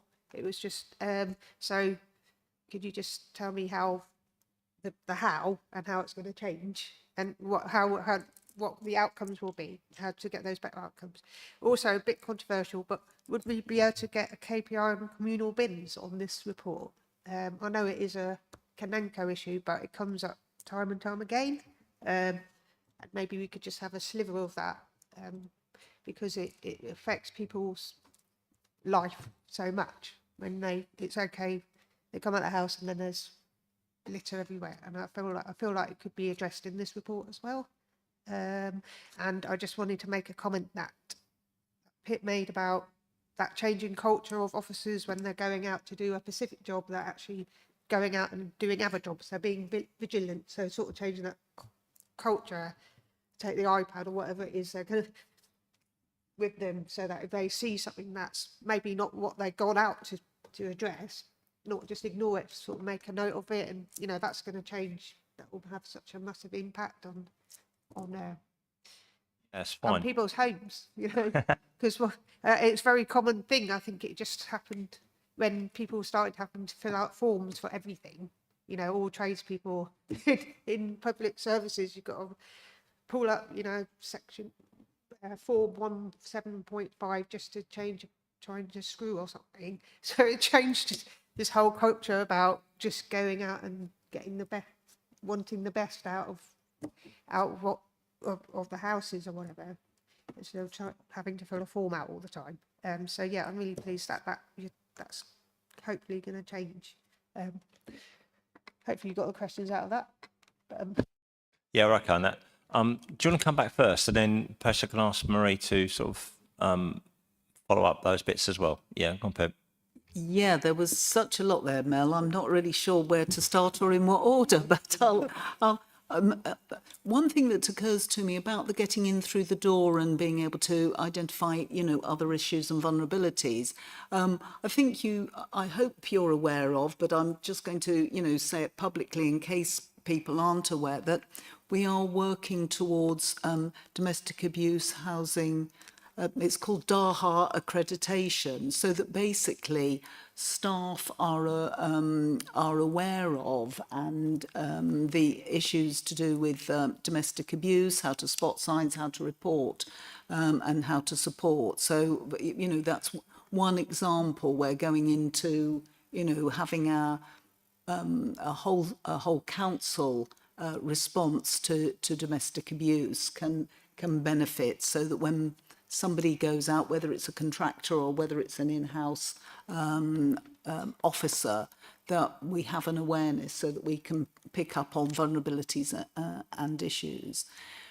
One of your questions, Mel, was about the stock condition surveys, and that you know, that's still quite low at the moment, but we have a plan to have that complete by July of next year.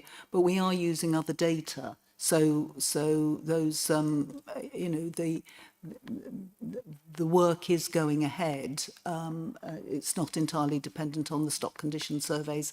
And I think, Chair, I'll pass over to officers to answer the other questions. Thank you. That's great. Thanks, Pip. Marie, do you want to start that off? Thanks. Thank you, Chair. In terms of, you know, officers being out and about and being able to respond to multiple things, that's the whole premise of our locality model.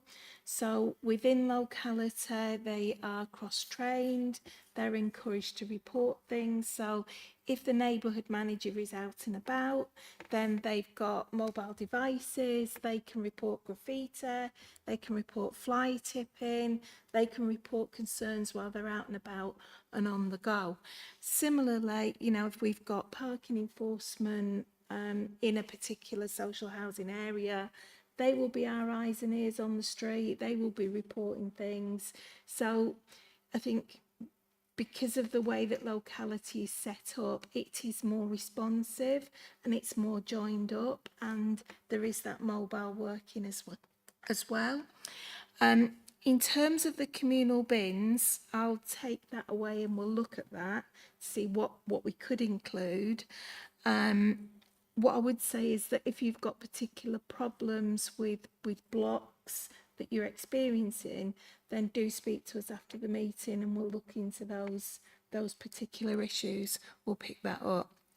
In terms of access, and especially with more vulnerable parts of the community, there is training that's been delivered to help our officers understand the different needs of different parts of our community, because, you know, part of this is about you going into people's homes. It's about being able to speak to people in a different way, understanding people's different needs, and being able to adapt how we deliver things to meet those needs. We are in the process of collecting data and more information on our tenants, because yes, we need to know our properties well, but we need to know our tenants as well. So we've written to tenants to say, do you need any reasonable adjustments making that we need to consider when we're working with you or providing a service? We're looking at our tenancy audits and how we can adapt them, so that we're asking the right questions to find out people's needs. And, you know, I think we've said it several times, it is that make every contact count. So I think it's looking at how we send letters, working with our comms group, the rep comms group, to look at the wording of our letters and the tone of our letters, and just look at how we do things differently so people feel comfortable, they've got that trust. And the whole point with the neighbourhood managers is about being out in the community, being that face in the community, and building up those relationships with tenants. And on the stock condition surveys, I'm going to invite Nathan to come in. Yes, please, Nathan. Just carry on. Thank you. Thank you. So on stock condition data, we are continually using that data. Now we have experienced some issues getting it out of the system to use it how we want, and we are working with digital to work on those that data and to use it to develop longer term plans. Because currently our distribute the starting of plans for future years is reliant on very old data that isn't particularly great, and we're having to use a lot of officer time to reassure that data and recheck and make sure that where we are investing is the right place, and that we're not replacing something that has already been replaced and the data's wrong. So we are already using that data in that case, and one of those is to pull it out and to contain a analysis for decency, and we are working on ways with digital to do that. And on making contacts count, I will state that, and in the Cardo contract, it is a requirement for them to do that, including bringing to our attention any concerns they have. So any concerns they hear from the tenant, any concerns they have directly, and that is from a myriad of different issues. That's not just building related issues. That's if there's concerns about the tenant in or even their surrounding area, and we have many cases where they have done that. And in addition, all of our contracts are designed in a way that we do make every visit count. So if while they are visiting to fix the tap, they do note something else, if they can't fix it there and then, they will book a follow-on appointment for the tenant there and then to minimise inconvenience and to try and keep that, to try and build up trust with the tenants. So, yeah, thank you. Yeah, thanks for that. That's it's quite helpful, actually. That's really good stuff. Any other points or comments at all? Because I think it's really good to look through that together and make sure we've got confidence in where that report is, and obviously the direction where we're going, which is the more important thing, perhaps, of all of that point now from report. If its only purpose is to report it, need to direct from it, don't we? Do you want to say anything else? Pip, just close that off, and then before we accept that. No, I'm grateful for all of the the comments, questions, and input. I would say that this sounds like a kind of party political point, so perhaps it is. But when we came into administration a couple of years ago, there had been years, if not decades, of, I think, well-meaning but not very committed interest in our housing stock. We know that there were massive issues with East Kent housing when we took it back in-house a few years ago. But I think that this, as an administration a couple of years old now, we did come in with, an avowed intention to put housing and the needs of the most vulnerable in our community at the centre of our administration. And so I think what I've been really heartened to see, there's been underinvestment and erosion of kind of interest in this area. And over the last 2 years, I've seen a real improvement both in resource that we have, as our administration, we have, asked officers to commit to housing services. There have been additional appointments, there's been extra resource given, and that we've got real quality within our housing sector right across the different departments. And so while things are not great, I feel really encouraged that the direction of travel that we're going in is, and it's a real improvement. It's a step change from where we were 2 years ago. And so, it will continue, I'm confident that we'll continue in a positive direction. And I look forward to kind of updating Cabinet and, and attending other, committees like scrutiny or audit, to account for how we're performing in housing. Thank you. Thanks, I appreciate that. Any other comments from anybody? I think we just need to note this, don't we? We need to note that. So if you're happy, we can note that and obviously take away any points as well. Thank you for all of you. Appreciate that. No other comments from officers? No, okay. Thank you very much.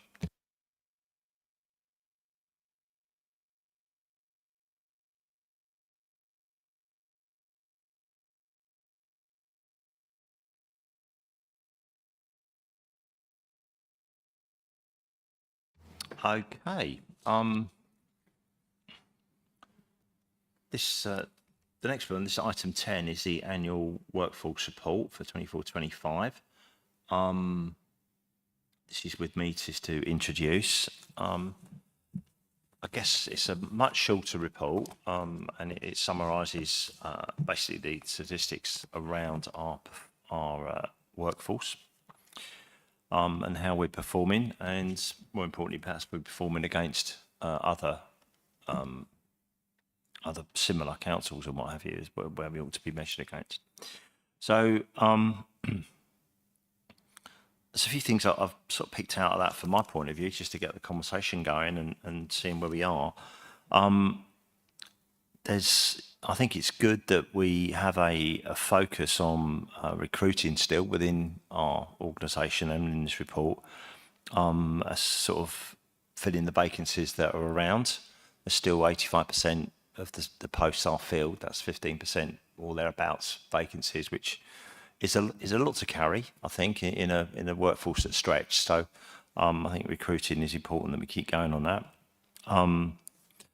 There's obviously I certainly recognise difficulties in recruiting. I mean, it's not easy in a local authority, especially with uncertain futures ahead, although I'm sure there'll be plenty of work for lots of staff all the same.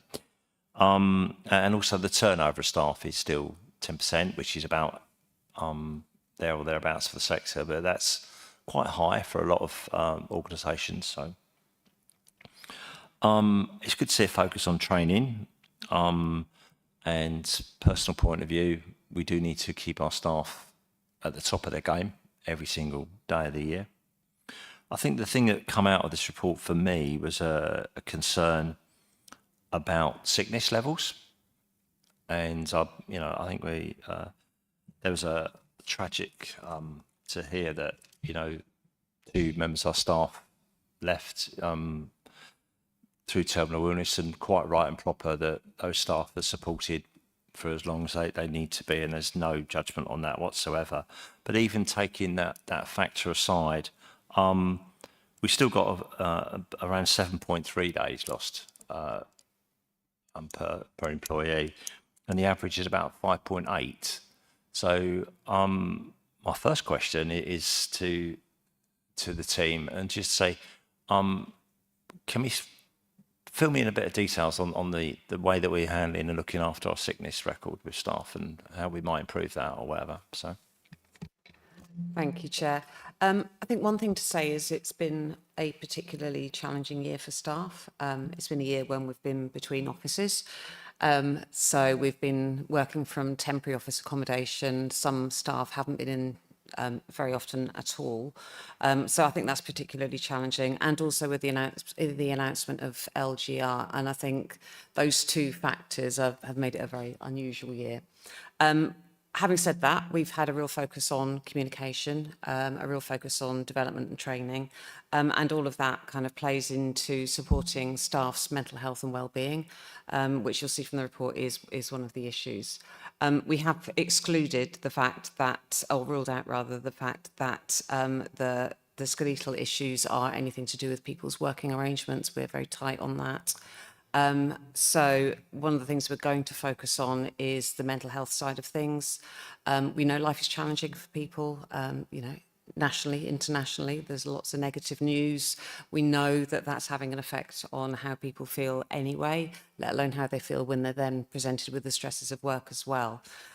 We've got a really fantastic employee assistance programme, which staff and their families can access for free, as can counsellors.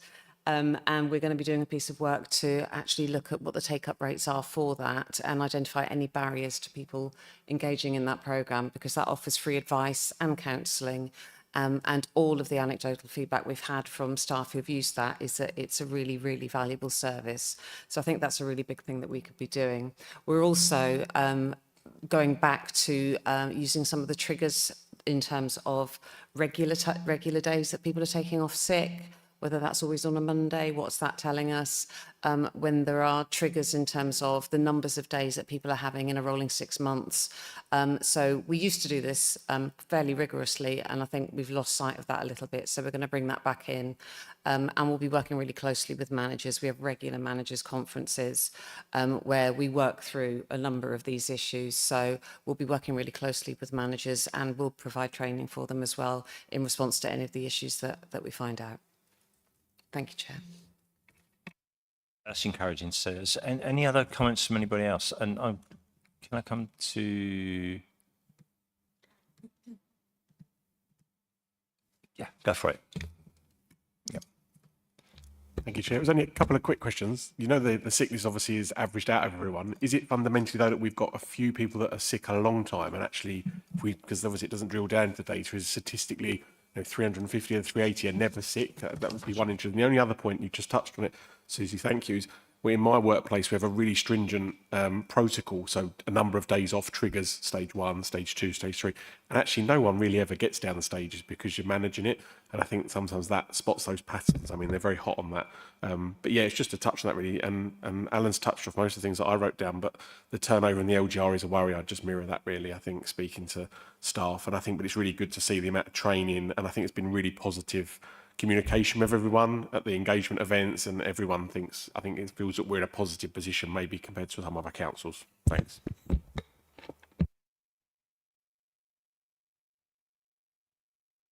Yeah, the only other thing that's quite interesting to ask a question earlier on about the... Did you want me to come back on Lee's question? Yeah, can do. So, I'll do yeah, that. that'd be fine. Thanks. Yeah, so the... Yeah, just Yeah, go on, go for it. sorry, the No. issue. Thank you, Chair. There is a mixture basically in terms of, as in any organisation, there are a handful of people who are on long-term sick and that's being managed. There are people who are never ever off sick. Sometimes perhaps they should. You kind of work through it, and I think the working from home element kind of hides that a bit as well. So that's something that we do need to keep an eye on. But it's a mixed bag. It's a mixed bag. We can come back with more detail and the breakdown of that. We've got all the data.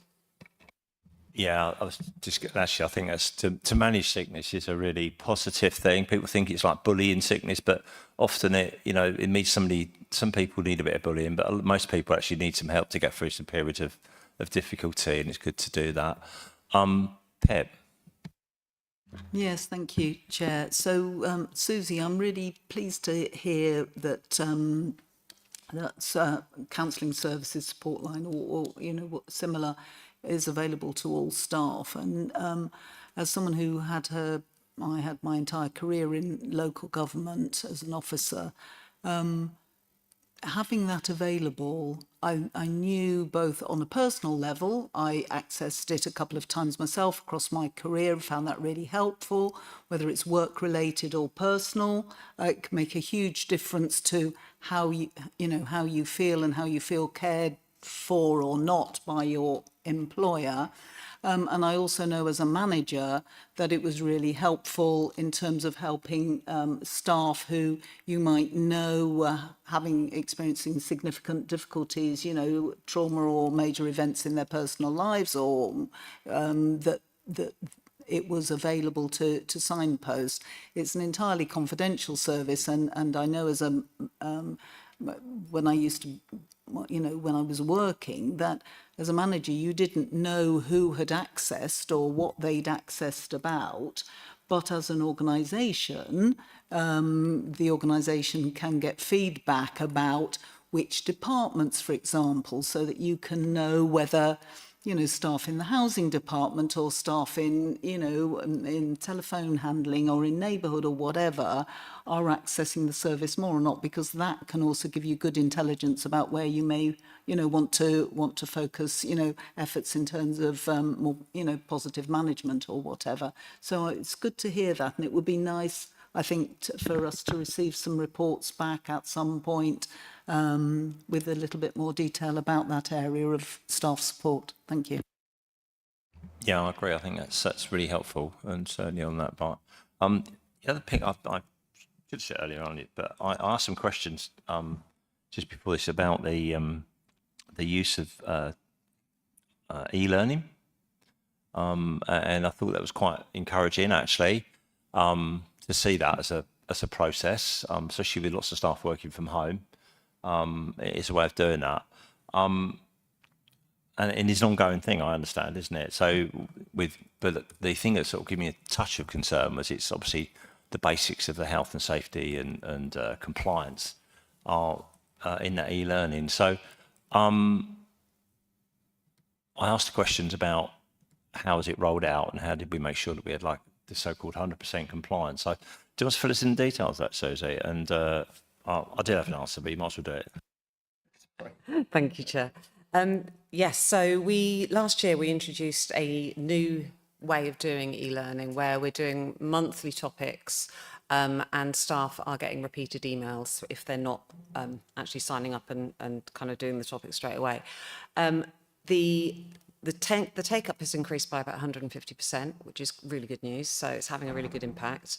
Of the topics that we've covered so far, I think we're running at about a 73% take-up overall, if you disregard the ones that are live at the moment, because obviously people are in the process of doing those. And 2 of the courses are sitting at above 80%. One is the workplace assessment, so that links back to my earlier comment about people and their personal kind of physical setup at home. And the other one is about freedom of information. Not quite sure what that says, why that one's such a popular one, but let's not go there. So yeah, it's really positive. We are about to do a review as it's been live for a year, and we know exactly who's done these courses. It's the opposite to the EAP. So we can see the pockets where people haven't taken up the opportunity. As you say, some of them really are compulsory, so we do need to follow up on those. And I'm just looking around at offices in the room to see who's looking nervous. I could have guessed. Okay. So yeah, so again, it's been really positive that's kind of improved over the year. If I may, before I finish, I just wanted to highlight what we're focusing on for the coming year. So we made a commitment to staff around staff development, as you'll have heard me say before, largely in light of LGR, and positioning staff for the new authority. We are about to do a skills audit of every single member of staff so that we understand what their needs are, which will allow us to develop a tailored training programme for the organisation. We've also just just launched a new appraisal process, an annual appraisal process, which we, again, a number of years ago took off the pedal on this. We've gone back round full circle. We're reintroducing, we're giving managers training, and that's partly so that they can not only reflect with their staff on what their performance is, but also help them identify, again, sort of really tailored training needs and what they need for the rest of their careers. So we will be rolling all of that out in the coming months, and hopefully that will really help position our staff, as I say, for the new authority. Thank you, Chair. Yeah, go on, Mel. Thank you. Yeah, no, I just thought of something about one of the conditions being for top 3 reasons being musculoskeletal conditions. So I do know someone who's just gone from having a very active job to sitting down job, and they now have a very they're in a lot of pain because they're not sitting properly, basically. So I was just I was just wondering what measures have been, because if people are working at home, they probably haven't got a decent chair that they're sitting on. So I was just wondering what measures have been done to sort of make sure that people are sitting on the right type of chair. I know it sounds very minor, but I just know from experience that someone, it's just been such an obvious reason for that person now having very, very bad back pain and having to fork out quite a lot of money to get a chiropractor to sort it out. Yeah, thanks, Mel. I know the feeling, because it was a big problem through COVID, wasn't it? People were working in, really awkward, cockeyed ways and, leaning over the kitchen desk and everything else, wasn't it? But hopefully that's one of the things we looked at e-learning and doing, wasn't it? The sitting properly and the display screen equipment makes and all that sort of stuff. It's a tricky old one. So do you want to make a comment on that, Susie? Thank you, Chair. Yeah, that's the e-learning course that hit, I think, 82%, 83% take up off the top of my head. So that's about people learning how to set up their desks properly. Where people have got specific issues, we've provided chairs, we've provided screen raisers, all of those sorts of things, so that managers are actually responsible for making sure that their member of staff has got an appropriate working environment at home. If they haven't, for whatever reason, then those are the staff who are in the office. So there are a number of members of staff whose home setup just doesn't allow for it, and they have a permanent desk in the office and will do going forwards. So we try to cover it from all angles. To know.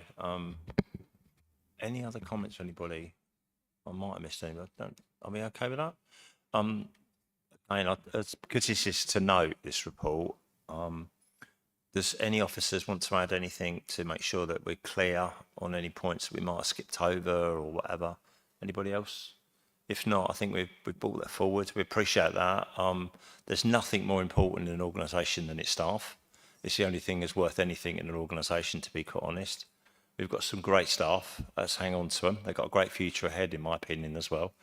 Especially if we get the right training for them, they will move with ease as being the cream of the bunch between one set of authorities and another, I'm sure. So that'll be good. I'll be happy to note this report.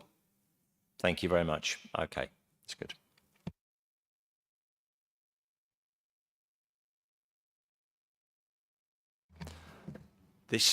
This is a big moment tonight.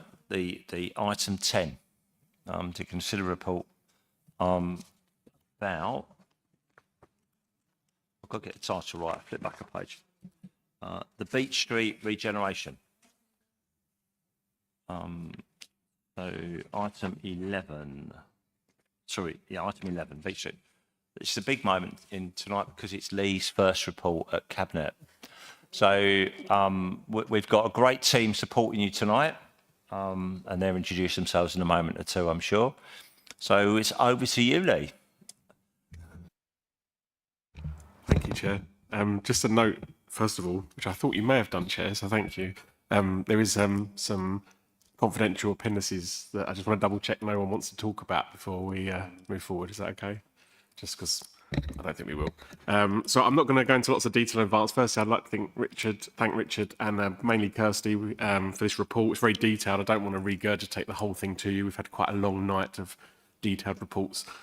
So ideally, I'd like to read the resolution for council and then open the debate for discussion so you can ask anything. And that's why I brought my two sidekicks, because they're absolute experts on this. We had a visit this week to Herne Bay, and it was very informative. So yeah, if any questions come up. So Chair, I presume I've got to read this long resolution out. I do apologise. Just to recommend to council this, just to make everybody aware, apologies, there's a slight amendment from the report that came out. So it was originally a resolution, but now it's a recommendation to council. It's a very slight wording difference. So to recommend to council that delegated authority be granted to the head of property and regeneration in consultation with the portfolio holders for finance and property to decide on the most appropriate delivery model to achieve the council's regeneration aspirations of Beach Street.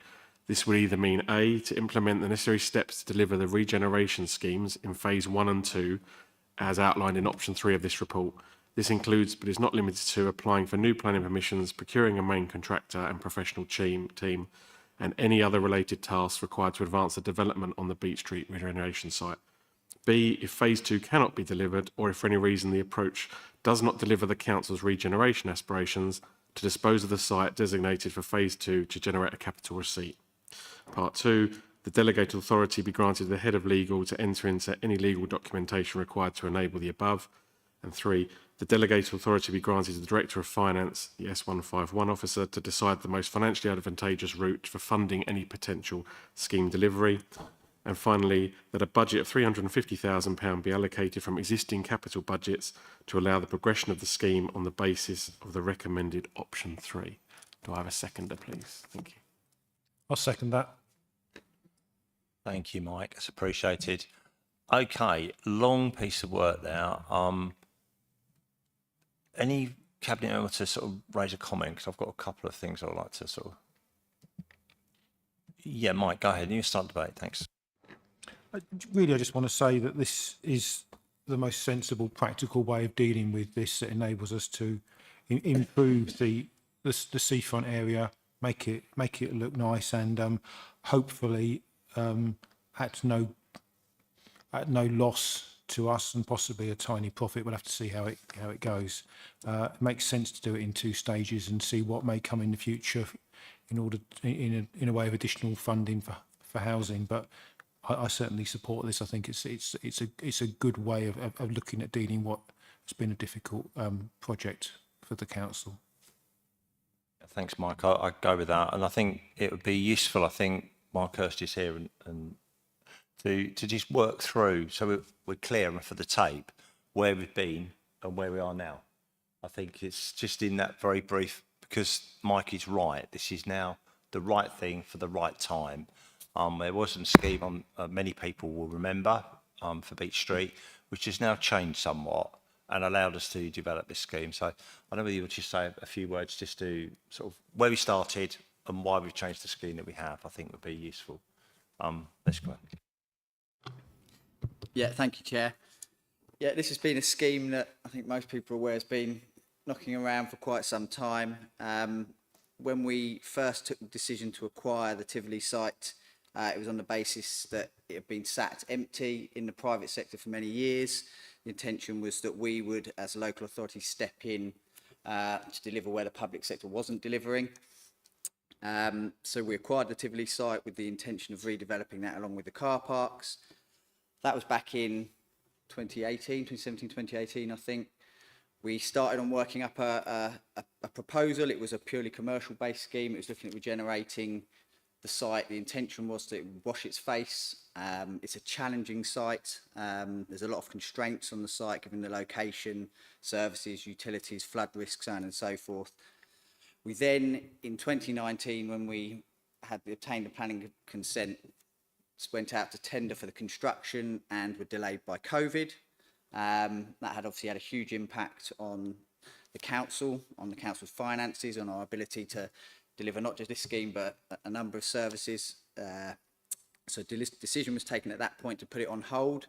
Obviously the impacts of COVID and the aftermath are well known. Cost of living rises, inflation, build costs going up, materials going up, labour rates going up, values falling, the perfect storm in some respects for what was a marginal regeneration scheme at the time. So we've done a lot of work since then. Kirsty has led on a lot of work at looking at the viability of the scheme that had planning consent, doing cost appraisals, looking at whether there was any ways that we could improve what was becoming evident was a significantly unviable scheme with the current consent. We looked to see where we could work with that existing consent to make small amendments, to look at value engineering, any way that we could bring that scheme back to a more feasible, viable proposition. Unfortunately, that looked like it was going to be too far of a push. So we subsequently looked at further redesign work, or the scope for further redesign work. We'd obviously also secured the brownfield land release funding to help enable the demolition. There's also the shift in the political leadership of the council back in 2024. So shifting corporate priorities. As I said at the outset, it was always going to be a commercial scheme aimed at regeneration, more of a shift towards delivering our own stock, increasing our own stock. So many factors have played into all of this, and that's brought us to where we are today, where we've got a planning consent on a scheme that is not viable, but the option to look at redesigning it in a way that makes it more deliverable, that limits our risk, looks at the key regeneration aspects being the central parade frontage, focusing on that, but then also looking at the scope for redesigning the scheme in a way that we can look to deliver council stock on the site as well in an affordable and viable way. So I say it's been a very long journey. It's been a lot of external factors that have influenced it, but I think, as Councillor Solder said, this from an officer perspective, we feel this is the most pragmatic way of us looking at it in bite-sized chunks, I suppose you could say, to actually first and foremost deliver that key regeneration aspiration, but also try and get a scheme there that is deliverable, is viable, but also potentially delivers stock for ourselves to retain within the council portfolios that aligns with our corporate plan objectives at the moment. I'm going to say thank you very much. You know why it was worth that bit of that conversation. So thank you for that. I appreciate that. I think it's really important because this is a journey, and this is what we can do as an administration, with great help, great officers working that through. We've now got something over the line, and I'm really, really pleased about that. So yeah, I mean, any questions really? I've got Alex and then Pip, please. Thank you. Yeah, don't worry, I'm not going to ask you, Lee. I think this is a really easy decision. I think the options that we've got in front of us, you've got I think option 3 is clear choice, the Goldilocks option, and I think you've worked very hard to get us to that position from what could have, I think what you mentioned there, and what the risk was yet again this scheme could go back, that this site would remain undeveloped, and I think the key thing with proceeding with phase 1 is that then provides more options for phase 2. It also means that, if we do end up looking at a capital receipt, we do end up looking at other things, then phase 1 being completed actually makes that a more attractive thing. It's a bit of a no-brainer. It's a nice, easy decision. I'm all in favour of being presented with nice, easy decisions, and all credit to the officers for the report, and Lee, I'm sure, helped.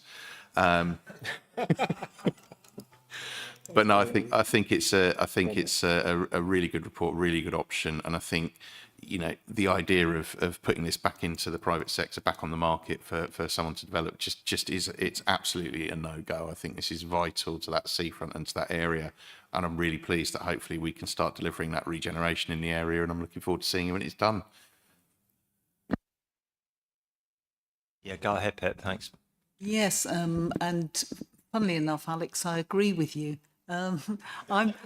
I'm particularly impressed, and I'd like to kind of name check Kirsty as well for having really looked at how, because I think it could have been so easily pushed into the too difficult pile.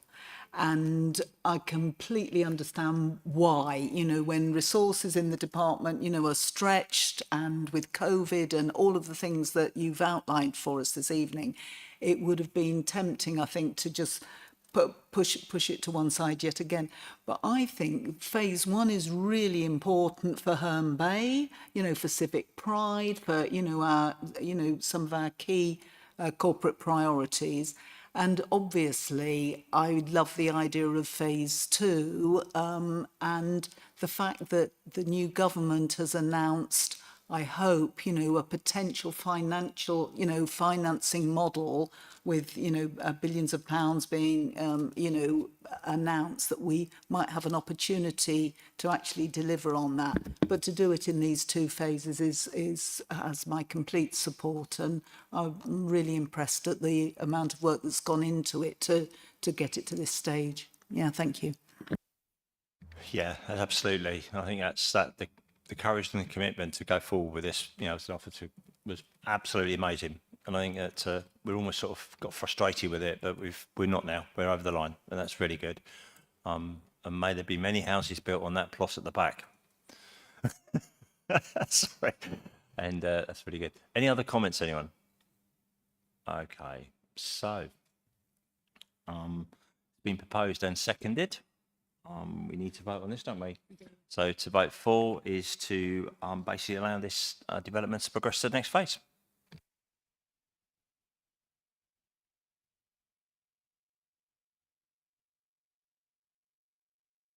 And that's been carried unanimously, Chair. That's fantastic. Thank you for that. So,